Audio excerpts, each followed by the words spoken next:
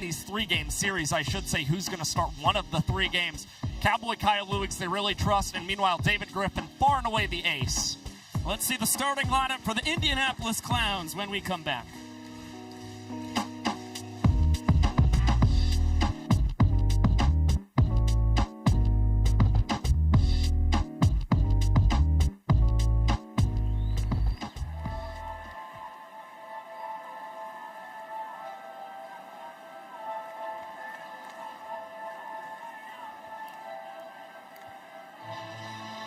Ladies and gentlemen, dreamers, believers, and storytellers from around the world.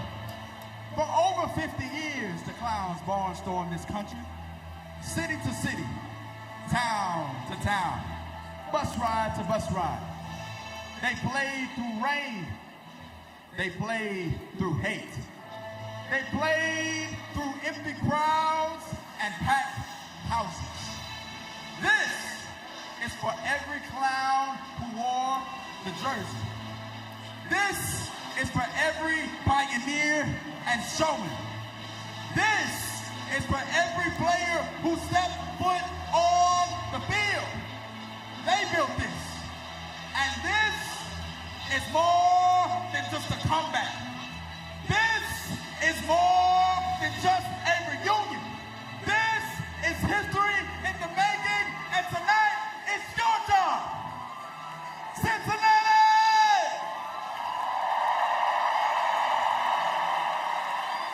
That's not good enough. I said Cincinnati!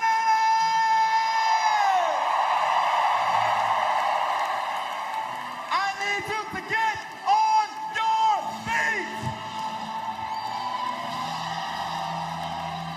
After 37 years in the darkness, the original baseball circus is back, and the show starts now!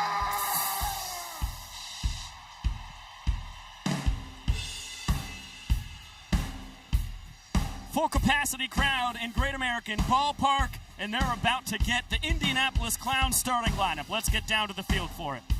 On the outfield, right fielder number 3, Cowboy Joe Gray Jr. He's an MVP, World Series champion, and an elementary school spelling bee champion. Center fielder Jackie Bradley Jr. A man of few words, but a whole lot of trick plays. Shortstop number 7, Bobby Leday. There's a party in the back, but all business on the field. Your extra hitter, number 22, Joe Lido. At DH, bringing beats and bebop to the ballpark, number 44, Splash, Dale Francis Jr.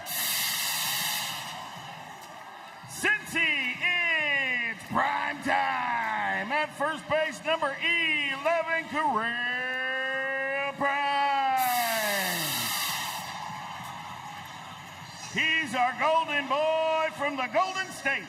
Third baseman, number 16, Eli Payton. Bringing some of that Georgia heat to Cincinnati. Behind the plate, number 9, Chris Burgess. It's time to do your dance, left fielder, Brian Danzaro. He's got the looks, the ladies, and the launch angle. Second baseman, Jalen Deuce Vasquez. Your designated runner, Malachi Flash the Kid Mitchell. And on the bump, he is wheeling, he's dealing, styling, and profiling. Number 15, David Griffin. The ringmasters of the original baseball circus. Eric Foxy Fox, Willie Orwoni Carter, and Tony Big Tone Loiro.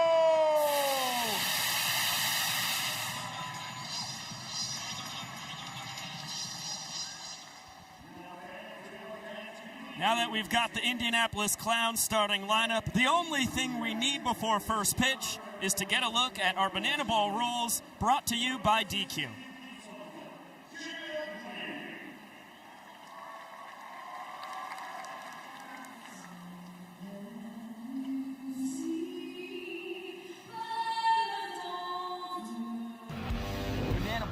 Fastest and most entertaining show in sports. And the 11 rules guarantee the most fans first experience every second. Welcome to the Banana Ball Championship League. Rule number 1, win the inning, win the point. The team that scores the most runs in the inning wins the point. It's a walk-off winner!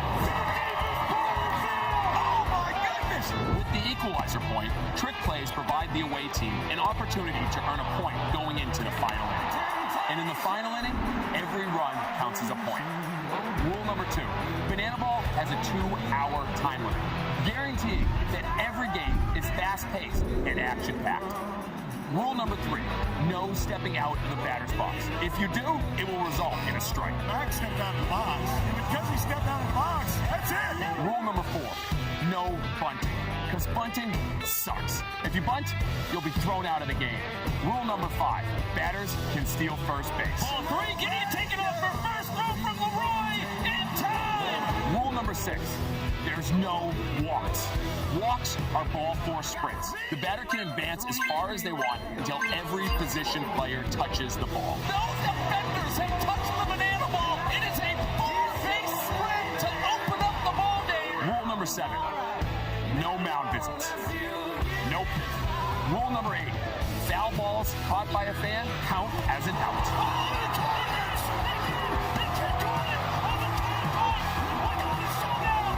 Rule number 9, the showdowns. In showdowns, the best of the best face off in the biggest moment. One hitter versus one pitcher with one fielder behind him. And the hitter has to score. Rule number 10, the Banana Ball Challenge rule gives the coaches and you, the fans, a chance to impact a call on the field. Rule number 11, the golden batter. Once a game, each team can give any player an at-bat, regardless of the lineup. This offers the biggest matchups on the biggest stage. Big on big. Game on! Let's go! Let's go! Let's go! Get out of here, ball! That thing had a family! And those are the rules of Banana Ball.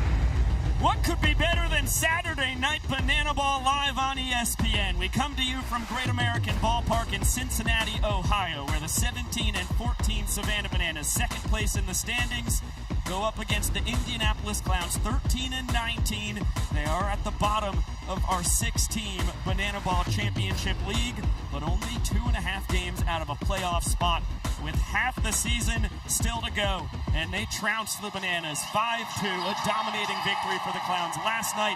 They go for the series victory this evening as we welcome you inside with the statistical savant of Banana Ball, Josh Talevsky, and the voice of the Indianapolis Clowns, Cam Stewart. I am Biko Scala. Thank you so much for spending your Saturday night with us here in virtual Banana Land. Cam, from start to finish, really an impressive win by the Clowns last night. Yeah, we talk about it like football, all 3 phases in Banana Ball. The trick plays, the pitching, the hitting. The Clowns had it. And the resiliency was really the key to this one. 3 innings where the Bananas scored but did not get the point. And let's take a look at what this Clowns defense is trotting out here tonight with a chance to win the series. David Griffin on the mound. We'll talk about him in a minute. The trick play department, that's really been led by Bobby Leday. But you see it's pretty well dispersed across the outfield. Brian Dansereau, normally the designated fielder, he's in the lineup tonight. So you get him in left still. You get Matt Wolf, one of the great banana ball trick play men of our sport, as the fielder at third base. And David Griffin will be the guy that takes the mound with this defense behind him. A trick play team that has gotten so much better the last couple of weeks. And there you see the pride of Hanover, Massachusetts, David Griffin, the ace in the Clowns deck, taking the lineup here taking the mound, I should say, here in night 2. Special night for him. His dad, David, has made the trek from the South Shore of Massachusetts out here to Cincinnati, Ohio. First time seeing his son pitch in a major league ballpark. And Josh, he has had some success against the Bananas this year. Strikeouts has been huge for him. Yeah, earned his first career win against the Bananas on June the 5th and has only allowed 2 earned runs in his first 9 innings against the guys in yellow. Now we get a look at their batting order tonight. Brought to you by PNC Bank. It starts with D.R. Meadows at the top of the order. Max Young-Goldberg and Dan Oberst 2 and 3 in this lineup. And then Kyle Jackson, Reese Alexiadis, Robert Anthony Cruz in the middle. Leroy, Ty Jackson, Ryan Cox, and Jackson Olsen round out the bottom half. Only thing left to do is start the 2-hour timer. For that, we'll get it down to the field to our man, Brandon. Fans, it's about time that we get this show on the road. So to help me start the clock tonight, I want to invite a very special guest, ladies and gentlemen. He's a man that knows more about baseball history than just about anybody. He's an author, historian, a former Indianapolis Clown from the years 1971 to 1975, and Professor Emeritus of Special Education at The Ohio State University. Ladies and gentlemen, please welcome Bill Heward.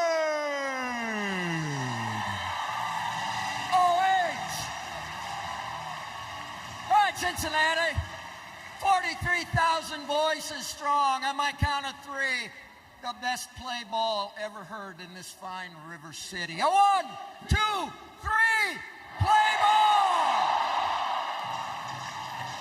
And play ball they shall. Thank you so much, Bill Heward. A legend from the Indianapolis Clowns, and he has been such an integral part of their rebirth here in Banana Ball as David Ray Meadows takes a fastball for a strike from David Griffin, and we are underway. Home plate umpire Vincent Chapman for a second straight night as Griffin behind the back between the legs. Trick play for the former Mets minor leaguer, and a nice start for the Clowns. A trick play in back-to-back starts for David Griffin, make it number 3 on the year. And you'll see throughout this ball game why he spent a couple of years 1 call away from the majors. Quick start. And Correll Prime fielded between the legs. Flip to Griffin. Prime time, the former Rockies farmhand, a trick play.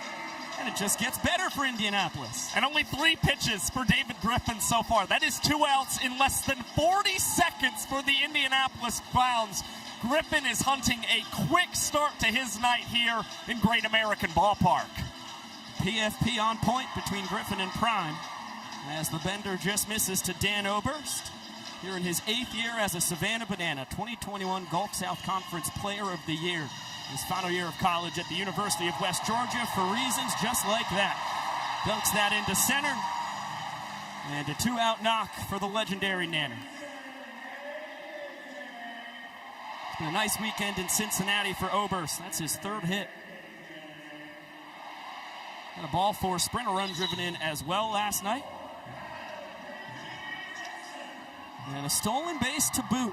Always a threat to run as Kyle Jackson, the Ohio kid out of Bowling Green, digs in.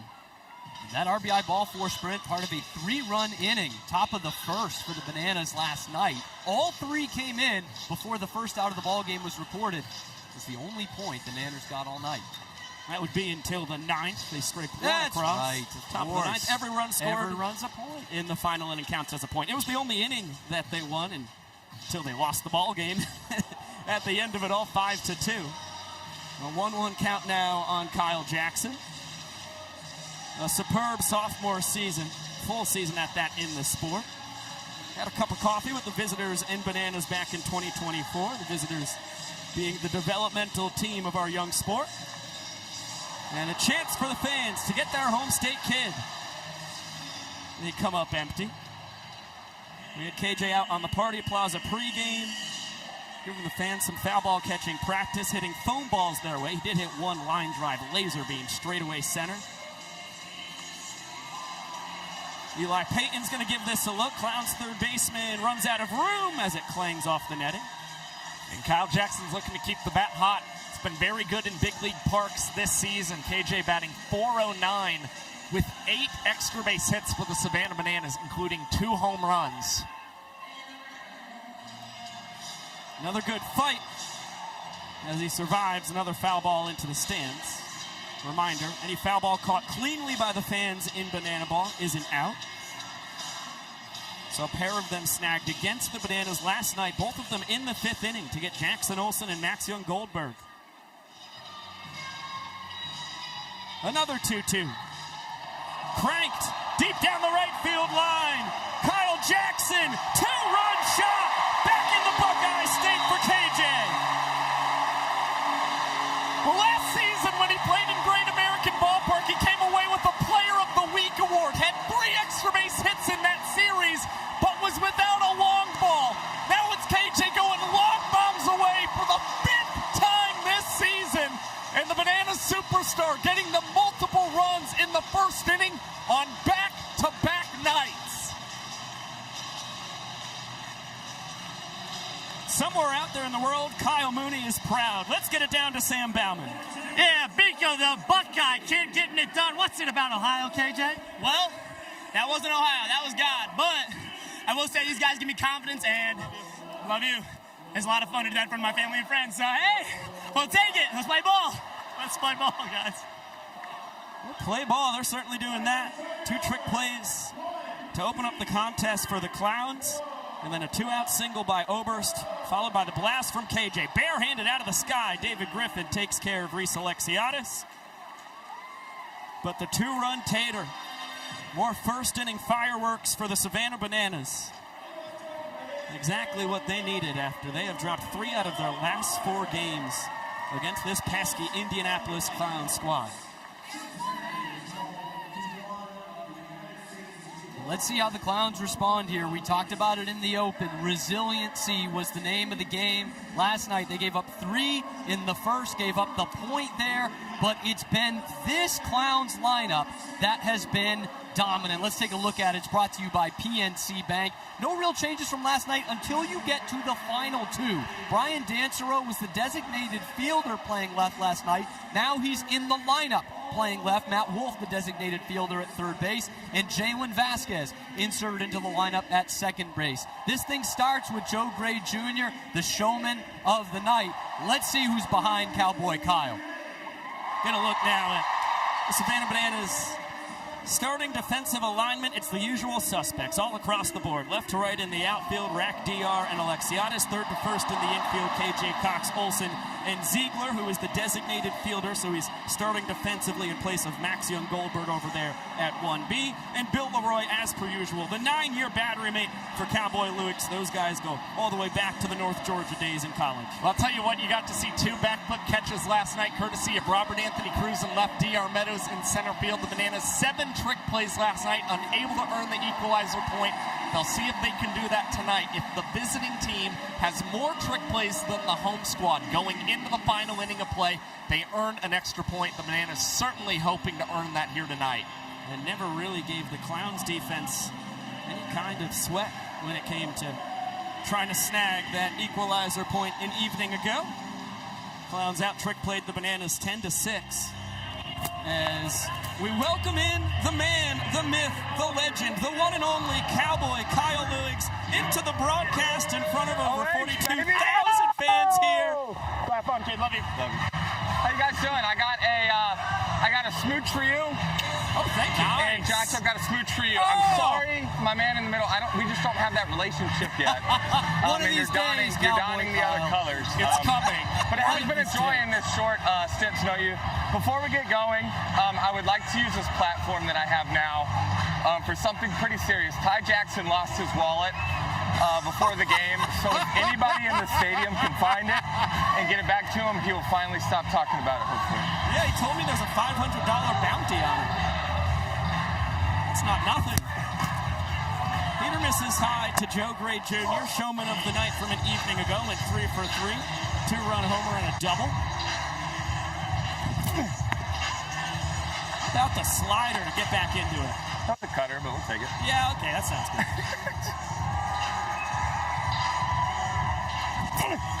Oh, no. That's going to take a second. Is that where the sun don't shine? I threw one ball, and I think it hit 2 balls. Is that correct? Did it get him right? Yeah. Do you want to give him a second, or you got anything? That was a cutter. Both of those were cutters, yeah. Thank you. I appreciate it.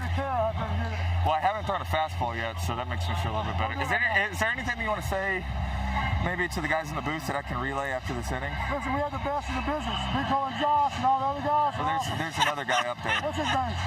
That's not a good look for you, Vince. I need you to know his name. Is he a rookie? I mean, he hasn't been here long. Okay. Yeah, he would technically be a rookie. We're on the base right now. Yeah. Thanks. The second baptism in the life of Cam Stewart comes on national television, and all our friends on YouTube get to watch as well. Baptism by fire this time. Yeah. It's okay. It's all right.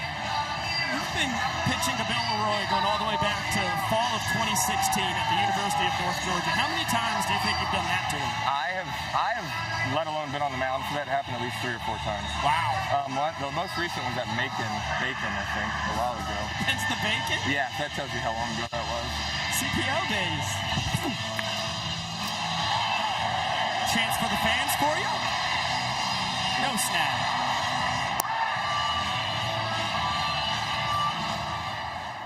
So another 1-2. How do you solve Joe Gray Jr.? I don't know. If you got any clues. Nobody seems to know what the cutter is, Kyle. Good call, Vincent Chapman. Just missed. A slider down and away seems pretty appetizing to me.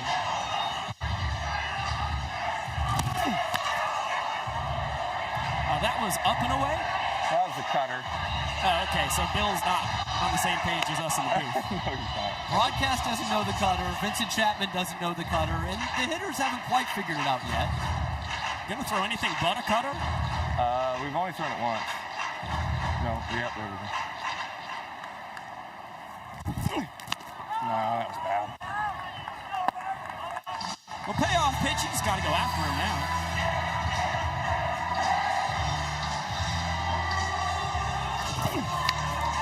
Straightaway center, D.R. Meadows. Playing ball 4. On his horse. He's playing ball 4. I love him. That's a heck of a play. And D.R. Meadows just turning himself around and around trying to make that grab. But he just continues to look healthier and healthier out there in center field. Cowboy Kyle, just so the people know, this is only your second start of the 2026 campaign. Were you surprised to get the starting nod tonight? No, I want to start every single game we play. Oh, come on, man. How do you pitch to a ALCS MVP, 2-time World Series champion like Jackie Bradley Jr.? You take a deep breath and get back in the count. Hopefully you didn't get to that one. You got to try and tie him up and work him away. I've heard prayer works too. Prayer is also something that you can resort to. Man, fastball's high and tight. You're ahead in the count. Yeah, I feel good. You guys want anything specific up there? I think I might stick with it. I have a feeling that Bill's going to go to the elusive changeup here. No, he wants the fastball up. That's a professional hitter right there. Yeah, that's awesome. Great adjustment from JBJ. Is that just a tip your cowboy hat there, Kyle? Yeah, that's exactly where I wanted that pitch. In a perfect world, yeah, he'd fly out or strike out. But luckily for our Ohio kid, we got 2 runs to play with. We're just working for an MPI here now. You gotta love that from your third baseman, huh? Yeah, I love it. I mean, he swings the bat well here. Like you guys said, he did a good job yesterday getting us on the board in the first. Turn it. Could be 2. Turn it. Trick play. Turn it. Turn it. Oh, Alex Ziegler got a little greedy. Ryan Cox will get the first trick play of the ball game for the Bananas. But the Clowns still draw breath here in the first. Yeah, I like it, trying to even up the trick play there. I feel like we were kind of behind the 8 ball on trick plays all last night. Yeah, that's a fact. So tied up there in the first. And there's no trick plays missed on that at first for Ziggy because you cannot assume a double play. Yeah. Same way errors work. Now a guy you've been battling with across the last 4 World Tours, Joe Lytle. Get in there. Yeah! Coxie, a pair of trick plays. Good work, Kyle. Cam, here, I'll give you a kiss. Wow, that quick, Kyle. You did it. Congrats, rookie. Man, I've made it. Love you guys. Have a great rest of the game. Hey, great work, Kyle. Love you too, Mr. Lewis.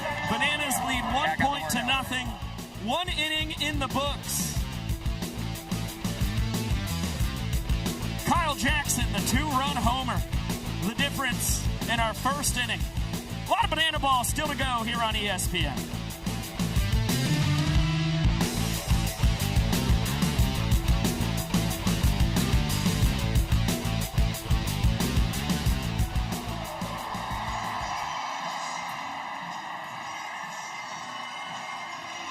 YouTube, I hope you are giving Cam Stewart your virtual kisses as well. I think that would be awfully kind tonight. Gee, thanks, Josh. I appreciate that. Hey, Josh. Well, I think YouTube appreciates you. Where does the casting What If of Winona Ryder not taking the Sofia Coppola role in Godfather 3 rank for you all time? Wow. Very high. Very high, right? It could have been a whole different movie. I wish the greatest trilogy in the history of cinema. I wish they'd stayed in New York a little bit more, which is a sentence I've never uttered in my entire life. Just for those who may not know, Cam Stewart, Boston area, born and bred, just like David Griffin. Very close to David Griffin, by the way. Next town over. Little Rockland Hanover connection for the 3 people in the chat that understand that. All of you.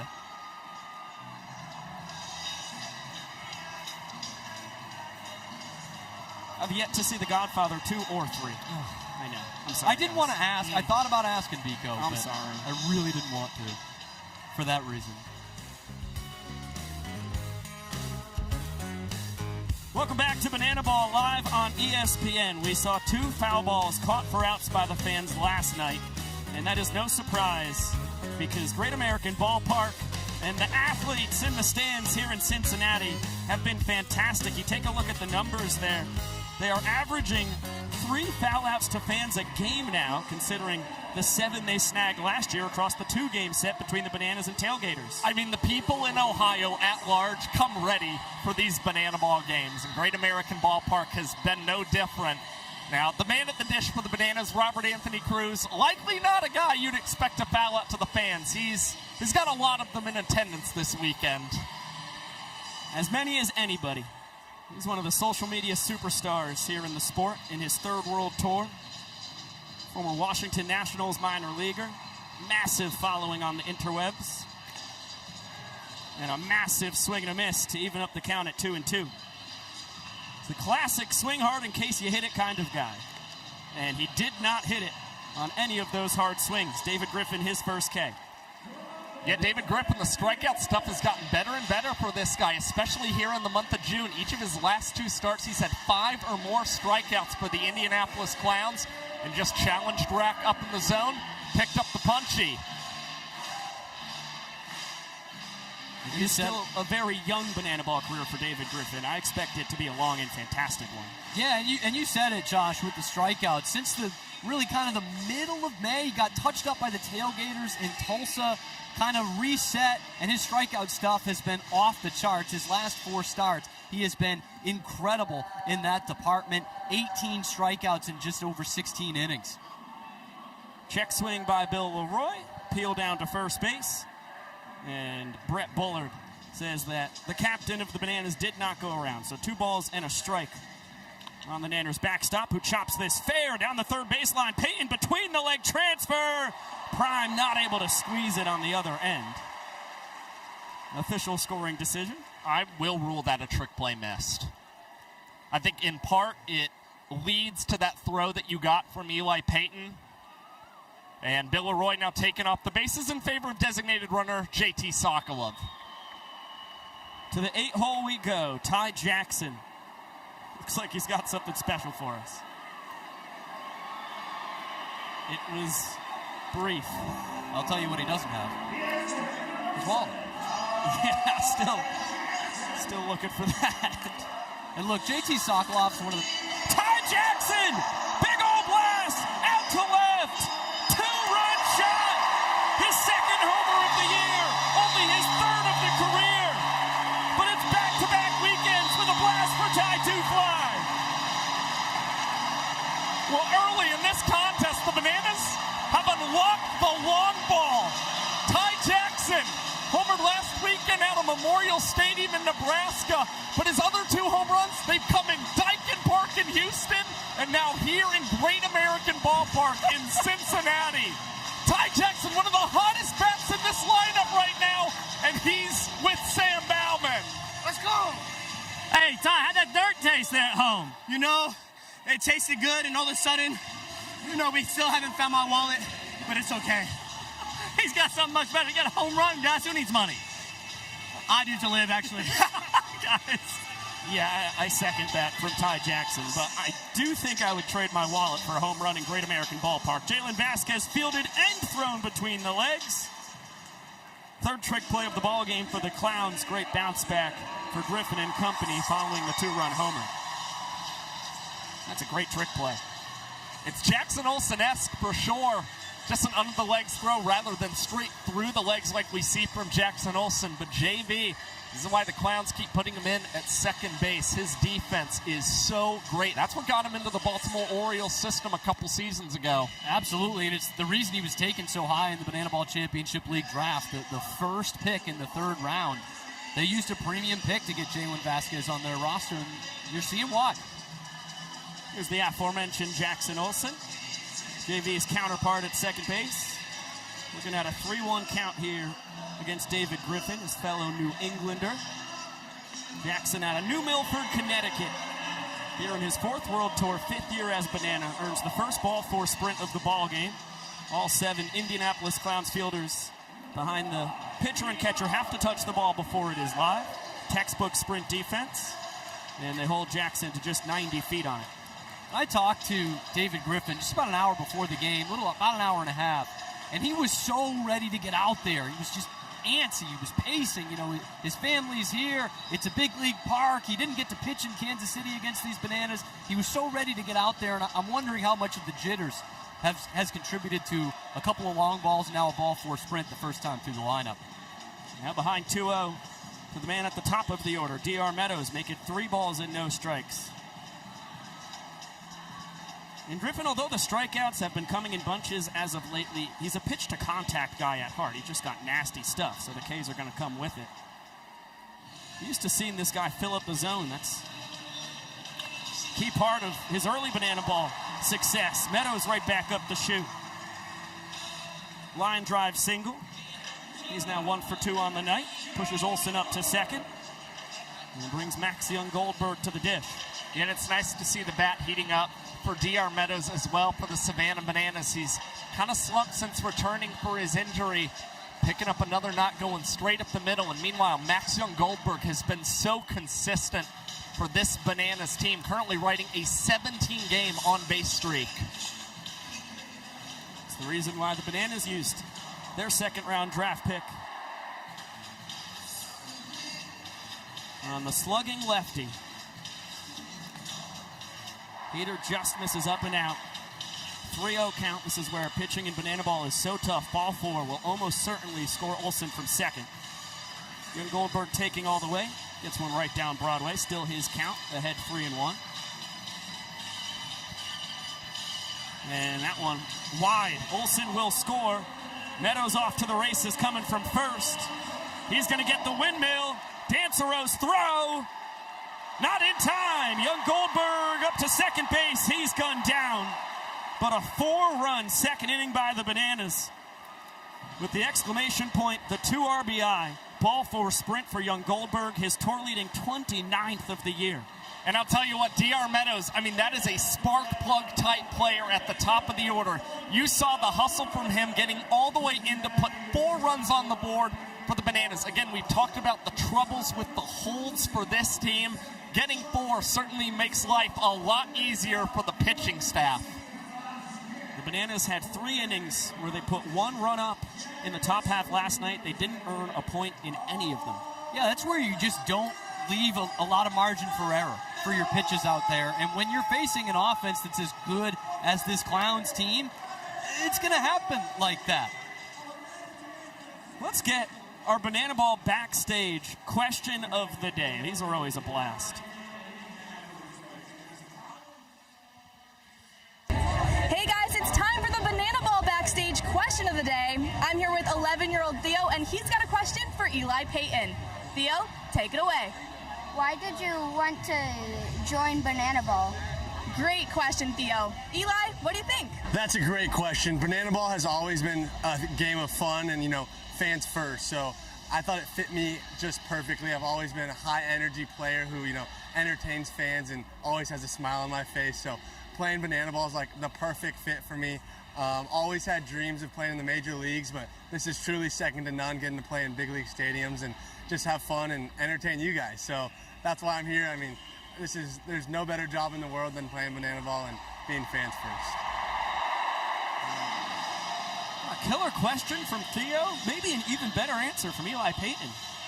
Yeah, I mean, this guy is talking about fans first. He has always been that. Even back in his collegiate days, this was a guy who was actually working with an organization called Once Upon a Room, decorating children's hospitals. That's the exact kind of human being we look for here in the sport of Banana Ball, as is Dale Francis Jr. He's on a heater. A couple knocks, one of them a double, a walk-off last night. First pitch he sees here in the middle game of this 3-game set, right back where it came from.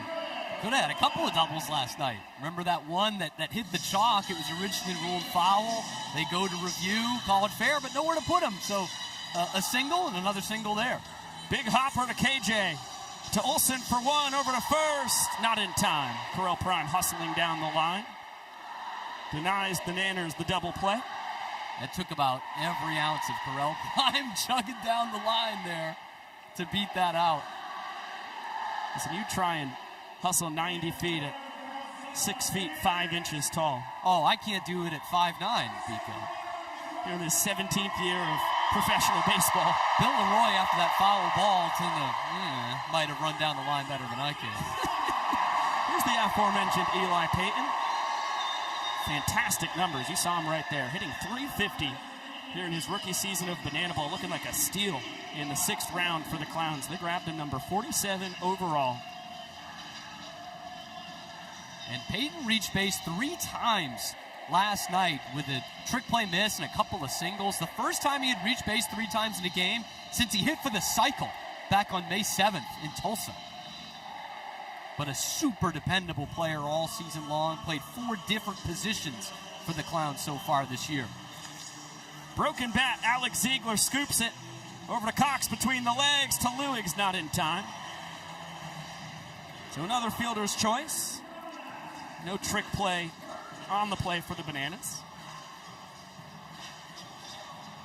Make it 3-6 in your scorebooks at home. Now the guy we heard from pregame. Another walk-off last night for Chris Burgess, his 4th of the season, tied for the team lead in that category. He's back behind the dish today with Joe Lytle in as the extra hitter. You see Chris Burgess, I mean, this is just all caps professional. He is through and through.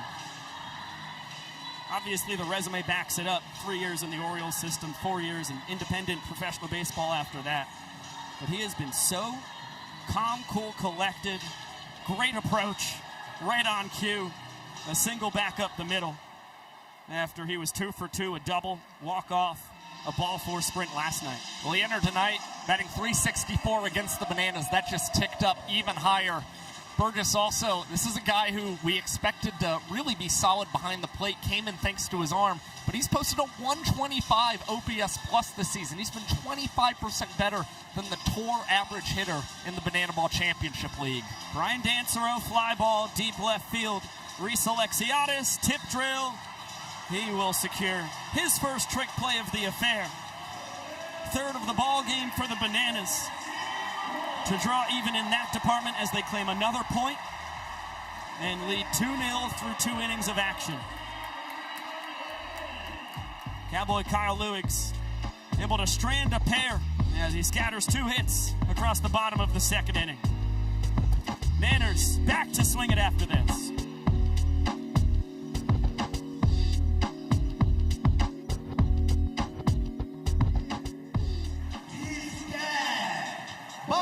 As you see, Dad did not travel alone. These 3 gentlemen will be singing a few of our favorite tunes, and Brady is going to have to guess which one is his dad. But, Cincinnati, there is a catch.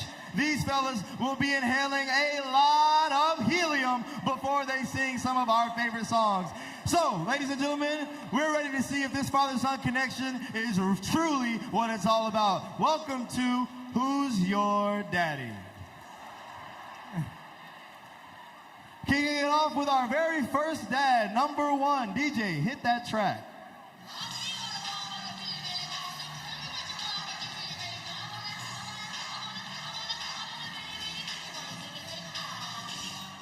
If you wanna be my lover, gotta get with my friends.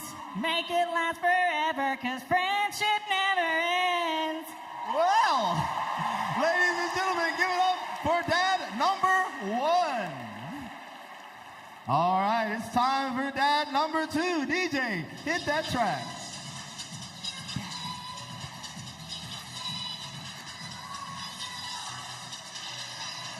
I'm a Barbie girl in a Barbie world.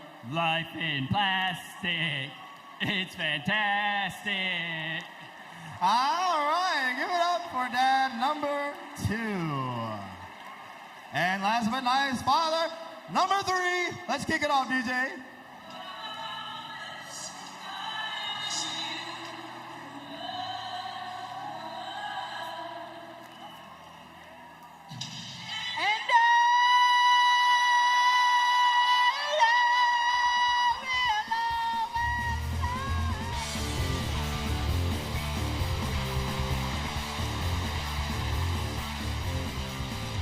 Welcome back to Banana Ball live on ESPN. Ty Jackson, here in his 5th year as a Savannah Banana, finding his power all of a sudden.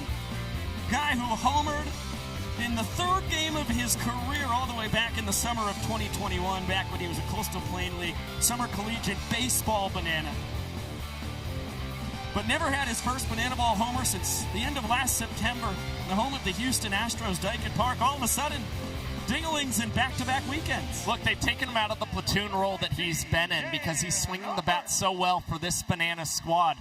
Meanwhile, both of the Jacksons tonight, KJ and Ty with home runs, and Dan Ober's trying to hunt an infield single, and he will get in safely, according to Brett Bullard, the first base ump. And you can see Corral Prime motioning to his dugout, probably not worth a challenge right there. He wasn't sure if the throw beat Oberst, his former Bananas teammate.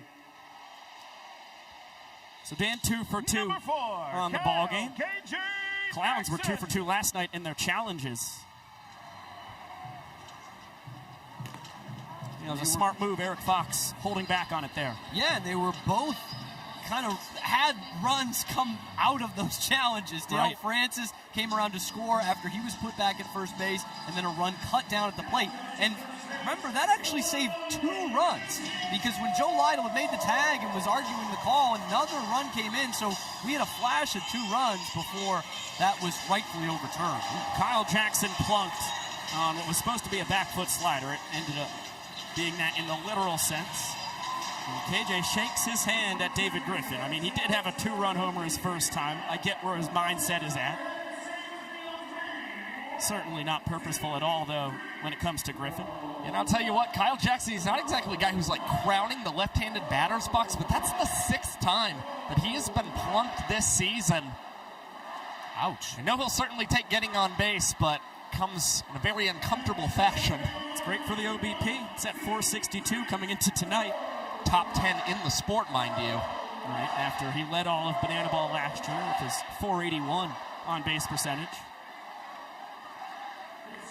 It's a valuable Banana Ball player. Same can be said for Reese Alexiadis. Behind 0-2, grounded out to Griffin on the mound his first time. Able to foul off the high heater.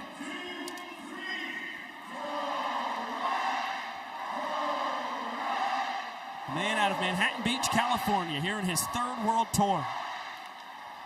Slow roller foul. We'll get another 0-2. And this right here is where David Griffin is at his best. He got ahead 0-2, and now he's continuing to pound the zone. And he's got a lot of pitches in his arsenal. You know, any given week, it could be 5 pitches that he can throw at you. So when he gets 0-2, there's a lot he can play with. Great take by Super Reese. And with the triple play in effect, Pico, there's a lot he could play with here. 1-2. Fastball misses wide. Evens it up at 2-2 on Super Reese. Bananas team leader with 26 runs driven in. Couple ducks on the pond, but this could be 2 right here. LeC between the legs. Jalen Vasquez on the exchange lost that one. Trey Hudson, the crew chief, out on second base, emphatic with his call. So Bobby LeC, the team leader in trick plays, will grab his 53rd of his rookie campaign. But runners on the corners now with 1 away.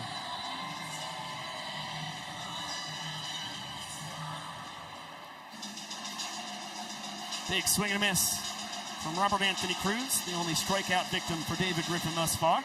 Interesting conundrum on that last play. If you go for the double trick play or the straight up double play with 1 trick play, Jalen Vasquez is athletic enough to pull that off at the end of the day.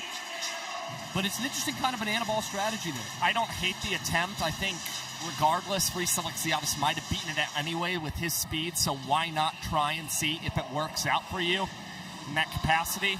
Now David Griffin just trying to see if he can induce another ground ball or maybe get the swing and miss against Brack, who has struck out in each of his last 6 contests. Griffin paying close attention to Alexiadis at first. Steps off right there, then fires home. Pop up, won't leave the infield. JV, tip drill, and he will secure it himself. Smart play as he grabs his second trick play of the ball game. Looks like we're going to have a special pinch hitter here for the Bananas. Now coming to bat for the Savannah Bananas. He is a 2-time MLB All-Star and a Cincinnati Reds Hall of Famer. Ladies and gentlemen, please welcome Adam Todd!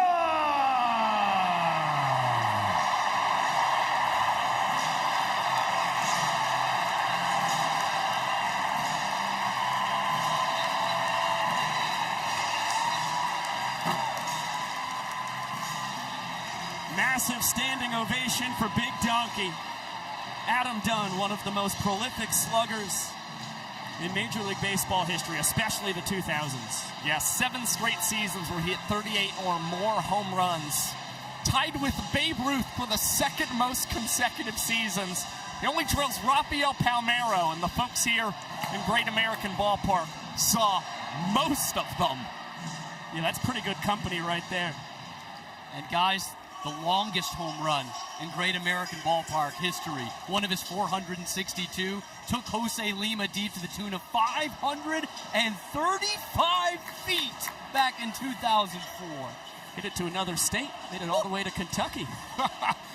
Might have gone to another hemisphere. 0-2, good take. So he hasn't had a competitive at-bat since he retired from Major League Baseball after the 2014 season. And goes down swinging here. That is big-time heat from David Griffin, a guy who spent 3 years at AAA. And another ovation, well-deserved, for Adam Dunn, a guy who spent 8 years out of his 14 in the bigs, right here in Cincinnati. Very cool banana ball debut. Let's get it down to the field. Lexi Callahan. Across the United States, there are over 400,000 children and teens in foster care without a permanent home. Look around. That is enough to fill Great American Ballpark 9 times with the amount of children currently experiencing foster care. To raise awareness and support this community, we created Bananas Foster, the official nonprofit of Banana Ball. Our organization is dedicated to celebrating those in the foster care community while educating and inspiring others to get involved. Tonight, we are celebrating the Brochure family. Amanda and Chad became licensed foster parents because they were passionate about helping kids overcome trauma. There is a critical shortage of available foster homes for teenagers in Ohio, so the Brochures have gone above and beyond to provide a safe home for teens. In over 15 years of being licensed, they have welcomed 52 children and teens into their home. Fans, please help us celebrate the Brochure family for making a difference right here in your community.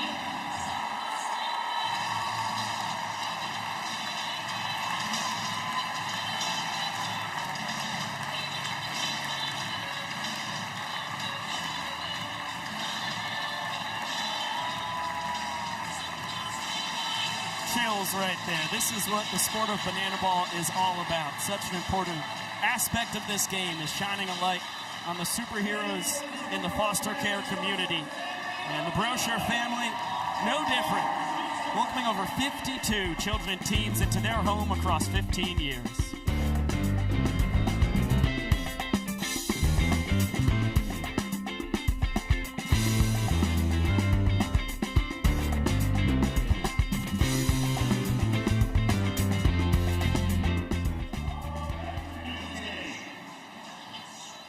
Now, fans, it's time to sing along. Let's hear you!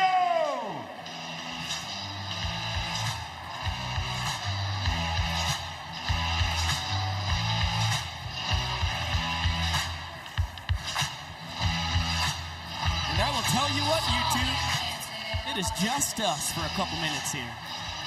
What a beautiful scene here. Great American Ballpark on the edge of the Ohio River. This is one of my favorite places to broadcast. It is up there. Josh Talevsky, first two Hall of Famers to play Little League Baseball. They both went in 1989, one Red Sox, one Red. What years did they go in? They were both born in 1939, if that helps you. Welcome back to Banana Ball live on ESPN. Over 42,000 fans here at Great American Ballpark for this middle game in a 3-game set between the Savannah Bananas and their hosts, the Indianapolis Clowns. Here in the home of the Cincinnati Reds. Kyle Lewig's back out on the bump for the bottom of the third. And we're going to get a specialty walk-up to get it going. Jalen Vasquez, what's going on?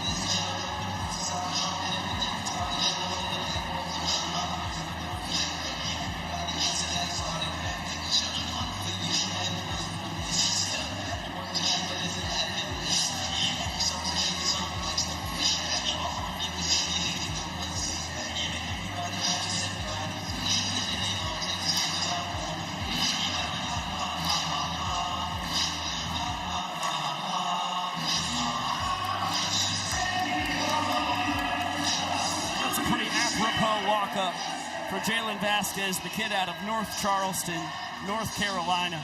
Started his collegiate career at the University of South Carolina, a couple years as a Gamecock before he transferred to North Greenville University, went nuclear, hit .331 and OPS north of 1,000, earned himself a 20th round draft pick by the Baltimore Orioles. Spent 3 years in their farm system. Last year was at AA Bowie, Maryland. And then earned himself a 3rd round draft pick by the Indianapolis Clowns.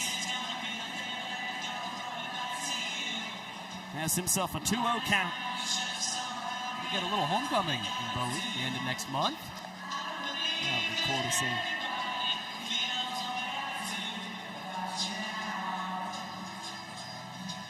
Dangerous guy to be behind 3-0. Second highest ball four sprint percentage for the Indianapolis Clowns. Chris Burgess actually overtook him last night by just smidgen, 16.8 to 16.5, and he's going to add to it here. JV with a counterpunch for his fellow former Orioles farmhand. And exactly what the Clowns needed. Inning-winning run is aboard to start the bottom of the 3rd. He's a very effective second leadoff man for the Indianapolis Clowns. They love batting him here in the 10th hole, and I mean, despite a .238 batting average for JV, he's got a .380 OBP. Again, it's a testament to his patience in the batter's box, as the Clowns only need 1 run in this inning to try and earn a point and cut into this Bananas lead. It's got to be a lot more comfortable for Kyle Lewigs facing Joe Gray Jr. in the 1st inning with a 2-run cushion rather than right now after the showman performance Joe Gray's coming off of.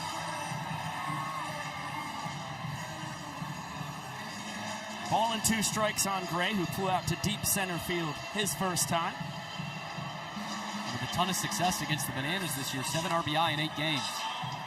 Liner right back up the middle, pushes the inning-winning run into scoring position. And Joe Gray now 4 for 5 on the weekend here in Cincinnati.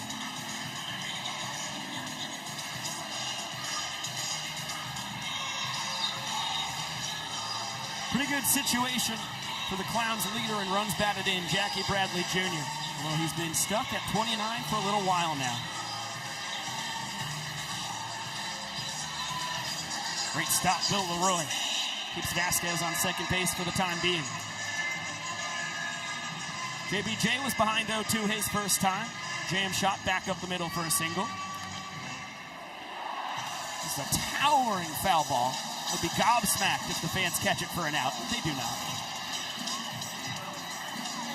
Could have been a real helpful one for the Nanners.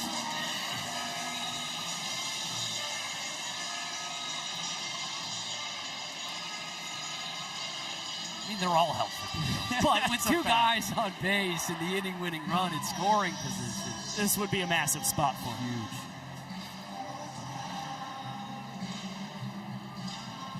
Huge. The 2-1. Screamer foul.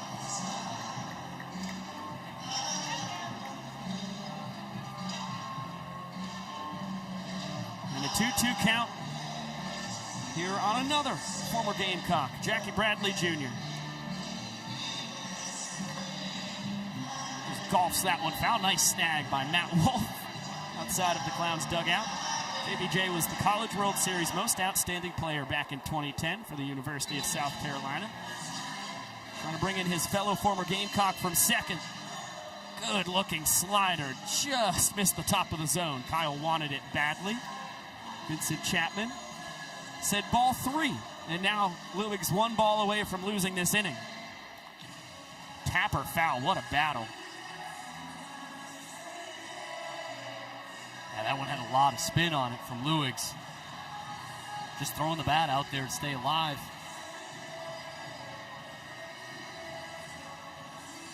Pitch number 8 of this battle. Into right field. Alexiadis has a cannon. Eric Fox knows it. He was an assistant coach for the Bananas last year. Easy stop sign to put up for Vasquez, as they are loaded for Bobby Leday. The bat's coming more and more alive for Jackie Bradley Jr. Entered tonight, actually batting below the Mendoza line here in June. But now 2 hits against Cowboy Kyle Lewigs. And his bat going to be collected by Amadou. Amadou, the pride of Guinea, Africa. One of the most bendy human beings that has ever graced planet Earth. back here in his adopted home of Ohio, moved to Columbus about a year ago. Still trying to figure out how he does it. He's part of the Elastic Boys with his twin brother, Al Hassan. They have over 400,000 followers on Instagram. Highly recommend checking it out if you enjoyed what you just saw right there. It's more of that, but times 2. Bobby Leday couldn't hold up. Clown shortstop behind 0-1 with the inning-winning run 90 feet away. Bananas have brought the infield in. Right side on the grass, left side halfway. It's a guy who's been red hot in June. An OPS over 1,100, homers in back-to-back weekends. Fly ball could do the job. He goes fishing, though. Fooled by the slider. And a 3-pitch K. Big time for the first strikeout for Lewigs. Well, the most fascinating thing about Bobby Leday, you mentioned, Cam, his incredible month of June. 15 of his 24 now at-bats this season, or I should say this month, have resulted in either a base hit or a strikeout. When he's put the ball in play, it's usually falling for a hit. Otherwise, you're seeing some Ks for Bobby Leday stacking up. Hot shot to Cox. He bobbles it, though. He'll get the force at second. It's a walk-off for Joe Lytle. Looked like a tailor-made double play. At least the force at home, but the glove magician loses control of the banana ball, and the Clowns cut Bananas' lead in half. Clark Gilmore out to lead the fellas in a celebration. Kobe Robinson, Drew Irvin, Brian Dansero in on the action.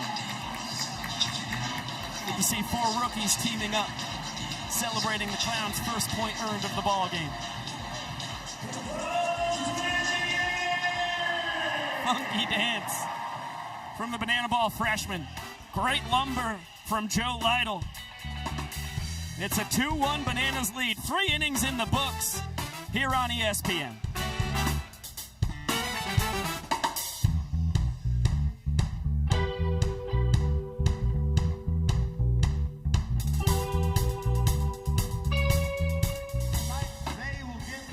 Done. But there's a twist. Fellas, you will not have to do any singing at all. Myself and Jarius will handle all of that for you. However, you will have to mime out every single thing we sing and win your honey's heart.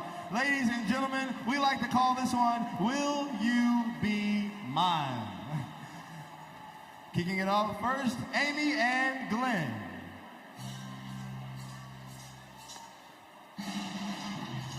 I know you want to leave me, but I refuse to let you go.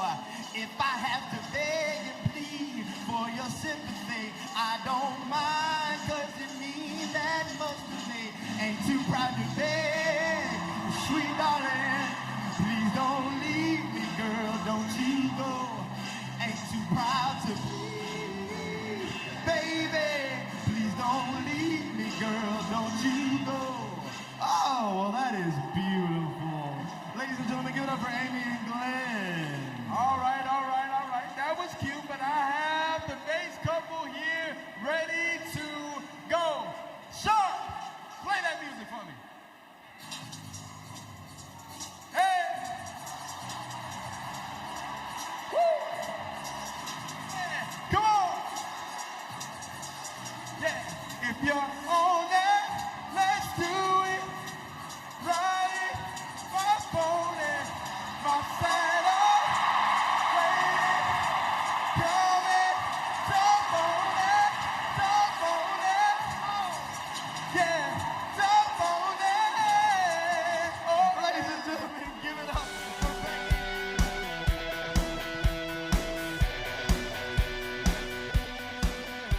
Immediately at the conclusion of our ball game, we will flip it to the E60 original documentary special, Return of the Clowns, which follows the entire history of the legendary Negro Leagues team, the Indianapolis Clowns.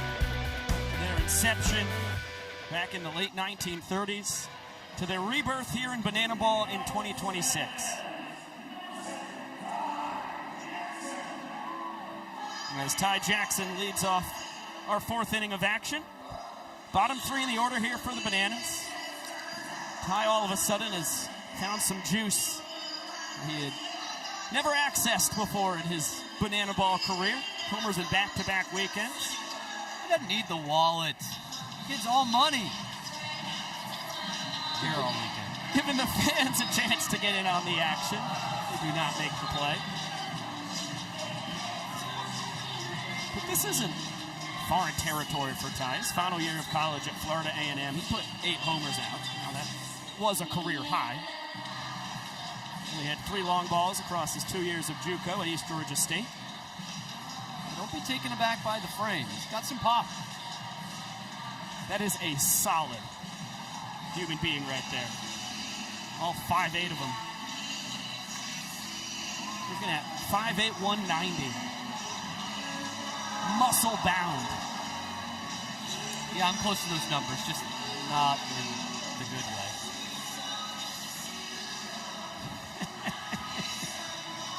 Payoff pitch. Fouled away again, and such a tough cookie to put away. I mean, we've seen Ty posting an OBP north of 500 here in the month of June. Set 6 ball 4 sprints this month. You're seeing number 7 trying to work a 7th here out of David Griffin, as Vincent Chapman will take a little time and dust off home plate. Yeah, it looks like Ty might have got some dirt in his eye. Chapman, veteran move. Gives the Bananas veteran a little time to figure out what the heck's going on there as he spoils another payoff. Kind of amazing he got dirt in his eye then and not kissing home plate after that home run. Well, look at Ty yelling at Griffin. Fired up to have a 9-pitch battle to open up the 4th inning as he fouls it off himself. There is nobody else in banana ball, nobody else who gets up after fouling it off himself and firing up all the guys in his dugout. Only Ty Jackson. I mean, you talk about an energy giver. Yeah, he is a treat. 10th pitch. Chopper to LeC. Between the leg flip over to Prime in plenty of time.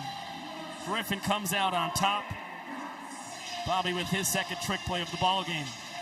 I mean, you need a lift for the Bananas after 3 straight losses. I know he's out there, but this is a guy who's giving you a lift. It still felt like, in a sense, we won something out of that plate appearance. Could not agree more. Ryan Cox grounded out to second his first time. Jalen Vasquez, the starter, was there at the time. Matt Wolf, the designated fielder, at second base right now. See how many innings. Banana Ball legend is out there at 2B. And a liner over Wolf into right center field. Coxey, extra bases, and thinking about 3. No, he's going to park it at second. He had a triple last night. Content with a 2-bagger here. That triple was his 7th extra base hit. This double is Cox's 8th. He's never had more than 10 extra base hits in a single season. He's always been known as the glove magician. Right now, Cox might be on a pace to break a career high, as that was a great piece of hitting into the right center field gap.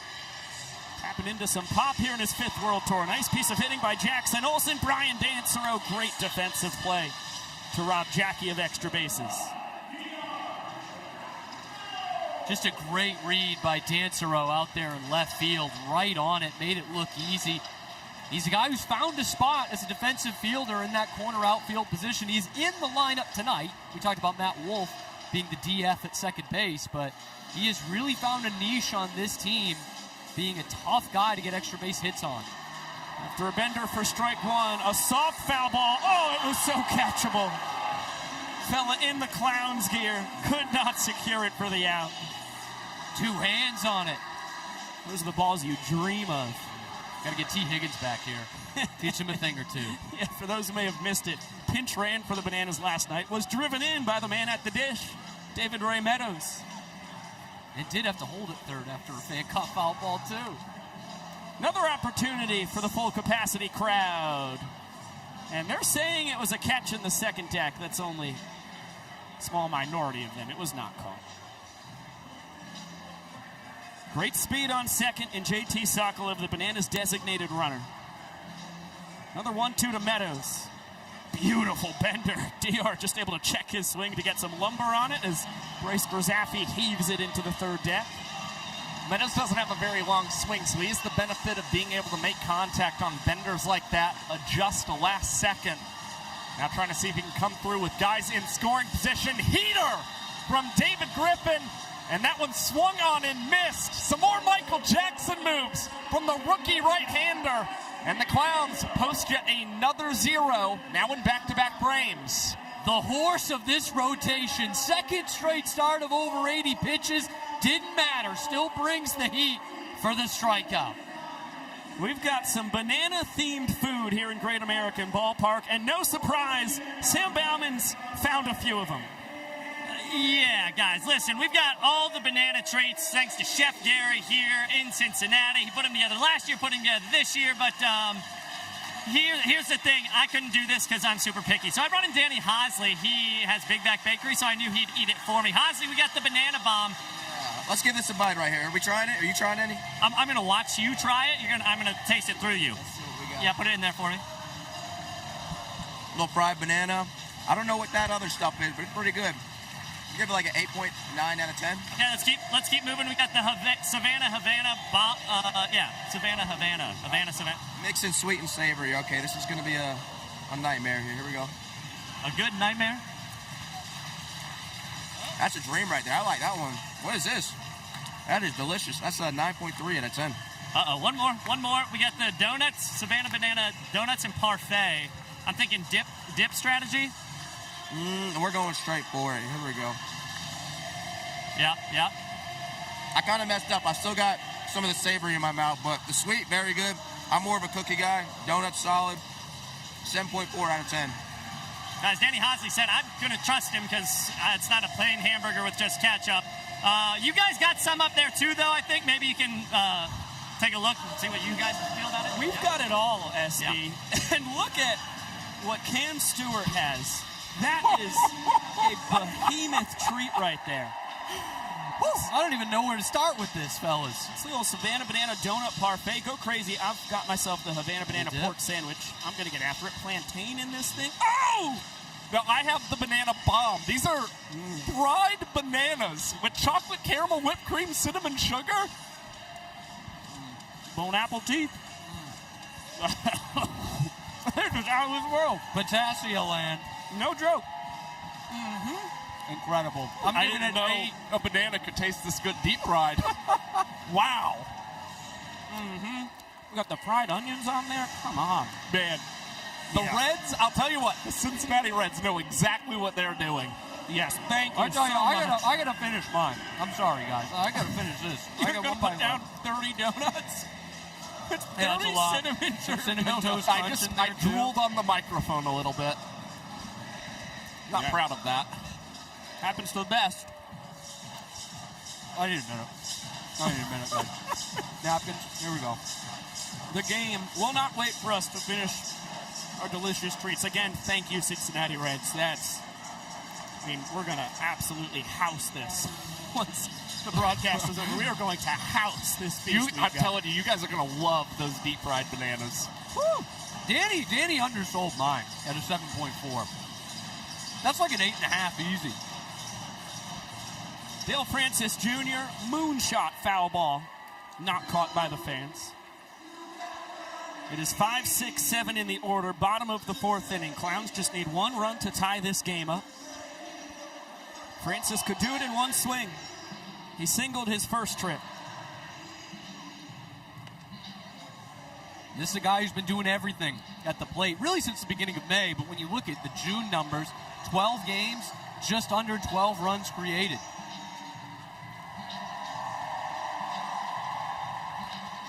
And what a piece of hitting. Unbelievable. Tucks this into center field. 2 for 2 on the night. 4 for 5 on the weekend with the ball four sprint. He's reached 5 out of his 6 trips to home plate as Malachi Mitchell gets to run the bases for the first time. The Clowns' designated runner and legendary Savannah Banana. It's really hard to shift on Dale Francis Jr. He's got 12 hits to left field, 14 to right, and 11 to center field this season. That includes his 2 tonight. Now a chopper over to Kyle Jackson at third. He goes between the legs and will get the lead out. At second base, Olsen struggling with the transfer. Trey Hudson will make sure the out's still recorded there for the Bananas, as well as their 4th trick play. So Fisher Polydorov hitting in Corral prime spot. Old Knuckles will get a shot at first base. KJ grabs his first trick play of the weekend back here in his home state. So Polydorov, the inning-winning run, leads off first, and Eli Payton, the pride of La Cañada, Canada.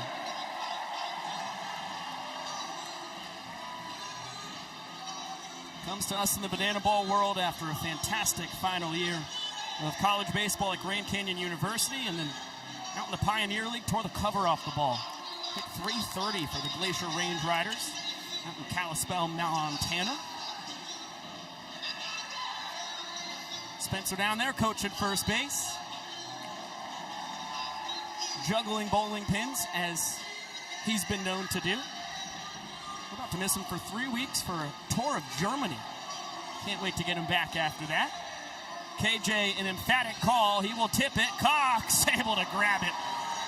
Full extension to secure trick plays on back-to-back plays for Kyle Jackson. Yeah, certainly a spooky tip. You see Coxie and KJ kind of laughing after the fact. That one nearly got scary. And I'll tell you what, Eli Payton just gave the Bananas a gift there. Kind of threw the bat down in frustration, popping up, swinging 3-0. Certainly not what you were wanting to see from the Clowns' third baseman. What a great piece of hitting. I mean, not to beat a dead horse here, but Chris Burgess, golly, 2 for 2 tonight. He was 2 for 2 last night with the sprint. He's reached all 5 times he's gotten to the plate here in Cincinnati. And 2 opposite field hits for Chris Burgess. Just like we mentioned with Dale Francis a couple batters ago, Burgess, another guy, very tough to shift. He will spray the ball all over the park. Popped right side. Olsen out, Alexiadis in, and he makes the catch to save the frame for the Bananas.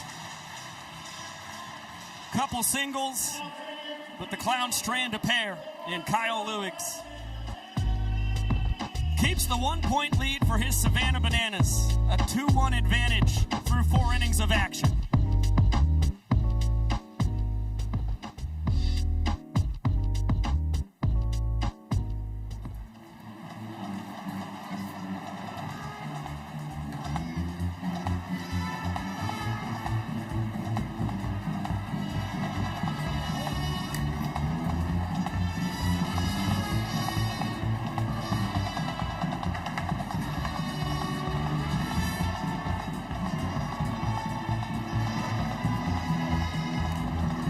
Son of a gun, YouTube, it's just us as the Banana Band and the Barnstorm Brass blare away here at Great American Ballpark. Josh, you got an answer to the question that I'd really like the years repeated one more time. The years they got hit in? me very quickly. I can tell you one of them played from 1961 to 1983. Okay, that's you were both Yastrzemski. elected to the Hall of Fame in 1989. You've got one of them. Yeah, that's Yastrzemski. Can we restate the question for anybody who may have missed it, Cam? The first 2 Little Leaguers to make the Baseball Hall of Fame. And you said Red Sox and Reds? Yes. So we got the Red Sox, Carl Yastrzemski, my grandpa's all-time favorite. Now spell it, Pico. Bench? Johnny Bench! There it wow. is. Banana Ball legend. West Palm Beach, Game 2, 2022. Coach first base, Dakota McFadden, home run. That was my next hint. Yeah. That's an all-time video. Got his statue right outside the ballpark here. Oh, no doubt. Greatest catcher in Major League Baseball history? Yes. Not Yogi Berra? I was just going to say Yogi Berra would have to be up there. Roy Campanella, 3 MVPs. Oh, yeah. Berra with a couple. So, it ain't this rings, century. 10 I'll tell you rings that. for Yogi. Ring culture's gone too far. What is this, the NBA? Come on now. Jalen Brunson, best Nick all time. It's getting higher and higher, I'll tell you that much. He should have a lot of his career left, but we can talk about it at the conclusion. I still have Walt Frazier myself. Oh. Patrick Ewing, best regular season Nick of all time. And now a champion. He's a champion. Is that so? Well, not literally, but Rings in Latin spiritually he is. Oh.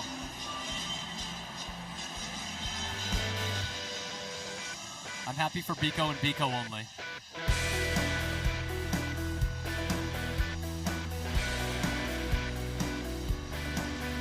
The Barnstorm Brass, the official brass band of the Indianapolis Clowns, blaring away with the Banana Band, part of the original cast of Bananas going back to their inception in 2016.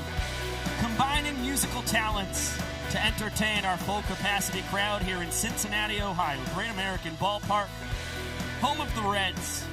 Over 42,000 fans for a second straight night. We'll do it again tomorrow afternoon, 3 p.m. first pitch, right here on ESPN once again, which is an absolute treat. And how about Eric Fox? Sticking with David Griffin here, 82 pitches entering the inning. Started to find his groove. Gave up 2 runs in the first, 4 in the second. But he's been able to strand 3 base runners between the third and fourth. Back-to-back donuts, and now his 4th K. And a 20-second strikeout for David Griffin. That's quick stuff. The world's tallest batter, Dakota Stilts Albritton.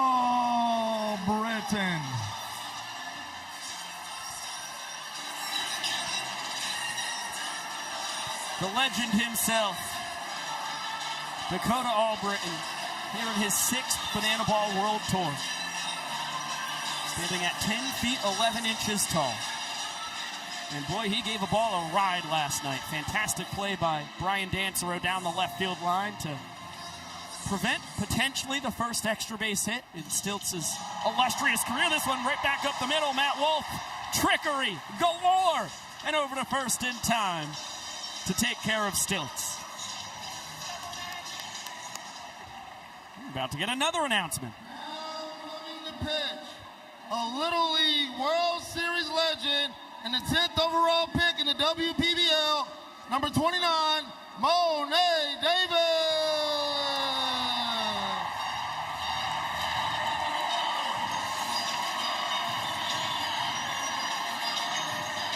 The legend herself, Monae Davis, going to take over for David Griffin here to a huge ovation in Cincinnati. I would say one of the most recognizable baseball players at any level in the 2010s.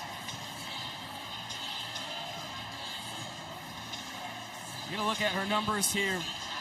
In her young Banana Ball career, this is already her 10th appearance. 5 of her outings, she's been able to escape without allowing a run. Yeah, Monae Davis has certainly been effective. She is still trying to hunt that first career strikeout. Kelsey Whitmore, of course, on the Bananas has a couple of them this season. Monae trying to hopefully match her before season's end. But certainly has a tough opponent in Kyle Jackson. He's already got a 2-run home run tonight. KJ plunked his last time as the bender just misses the outside corner to even up the count.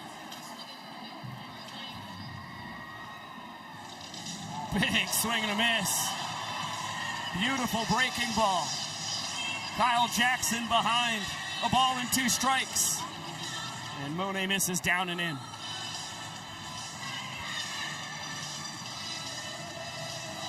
Two-two. Count is full.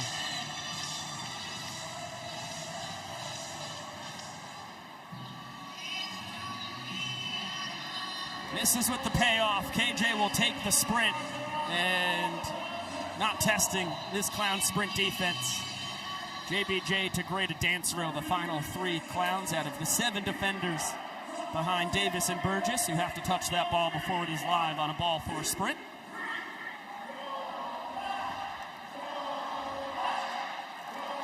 As Reese Alexiadis takes the fastball wide. Of course, Monae took the world by storm. First girl to get a win and shutout in Little League World Series history. And the 6th girl to ever get a hit in the Little League World Series at that. Had a scoreless appearance at Grayson Stadium a few weeks back. A little trick play that Joe Gray Jr. had in the cowboy hat, did then back into the glove. KJ will steal second without a throw. So it's a 3-1 count on Super Reese. You can see this is a Bananas team trying to win. Through the left side, Alexiadis the single. Dancero gets it all the way. Oh, Burgess wasn't paying attention. It goes to the backstop. KJ scores. Alexiadis is going to go from first to third. Dancero sailed it over the head of Peyton, the cutoff. And that is a disastrophe defensively for Indianapolis. Not what you would expect from the Clowns' designated fielder a night ago. Again, a guy who they take a lot of pride in with his glove work out in left field. But a throwing miscue, and Burgess not anticipating a banana ball coming his way, leads to Kyle Jackson scoring for the Nanners. And now another call to the bullpen. It's Clark Gilmore now taking the mound for Indianapolis. And while the error will go to Dancero, the first in his young banana ball career, it's a mental lapse on Chris Burgess. He's got to keep his head up. You can't assume that your left fielder is going to hit the cutoff there. But Dancero, in the record books, will be credited with that E7. We've seen so many Savannah Bananas games this year come down to just a couple of plays. And we talked about it with Eric Fox, too. Just it comes down to a couple of plays, the Bananas jumping on mistakes. That could be a huge one right there. First two guys out in the inning, and then this. And now a 2-2 count on Robert Anthony Cruz. A strikeout and pop-out so far tonight, with Alexiadis leading off third, and one run already home. Called strike three. Gilmore frees his rack and stops the bleeding at just one run home. But the Nanners give themselves an opportunity to claim their third point of the ball game. Heck of a job, though, by the Reading, Connecticut kid to keep it at just that one run. Bottom of the fifth from Cincinnati after this.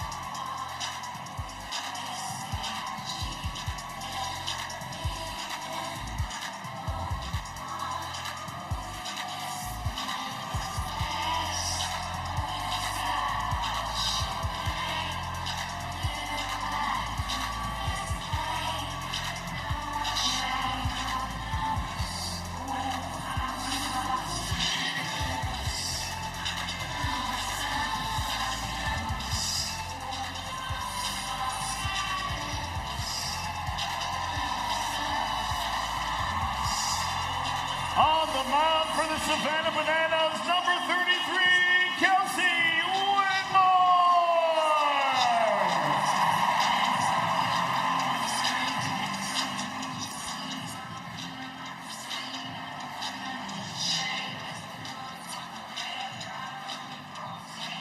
Got the specialty entrance from Kelsey Whitmore right there, YouTube. Fun stuff. We're about to welcome ESPN back.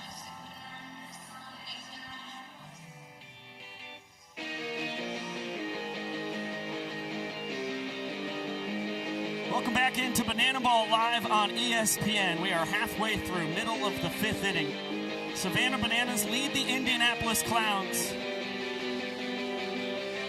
2-1 and have one run in this fifth frame for Kelsey Whitmore. After we got to see Monae Davis pitch in the top half, the number 10 overall pick in the WPBL inaugural draft, we get to see the number 1 overall pick, Kelsey Whitmore, here in her second tour with the Bananas.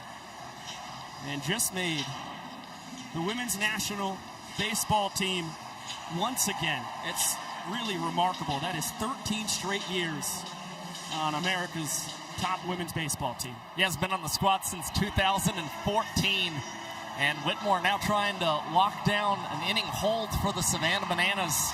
Try and maintain this lead. Not only has she been on the U.S. women's national team, but gold medalist in the Pan American Games in 2015. So she's got quite the impressive baseball resume all around. 3-1 to Jalen Vasquez, who has faced Kelsey once. It was back at Angel Stadium at the end of March. Hit a hot shot to Jackson Olsen at second and was retired in style.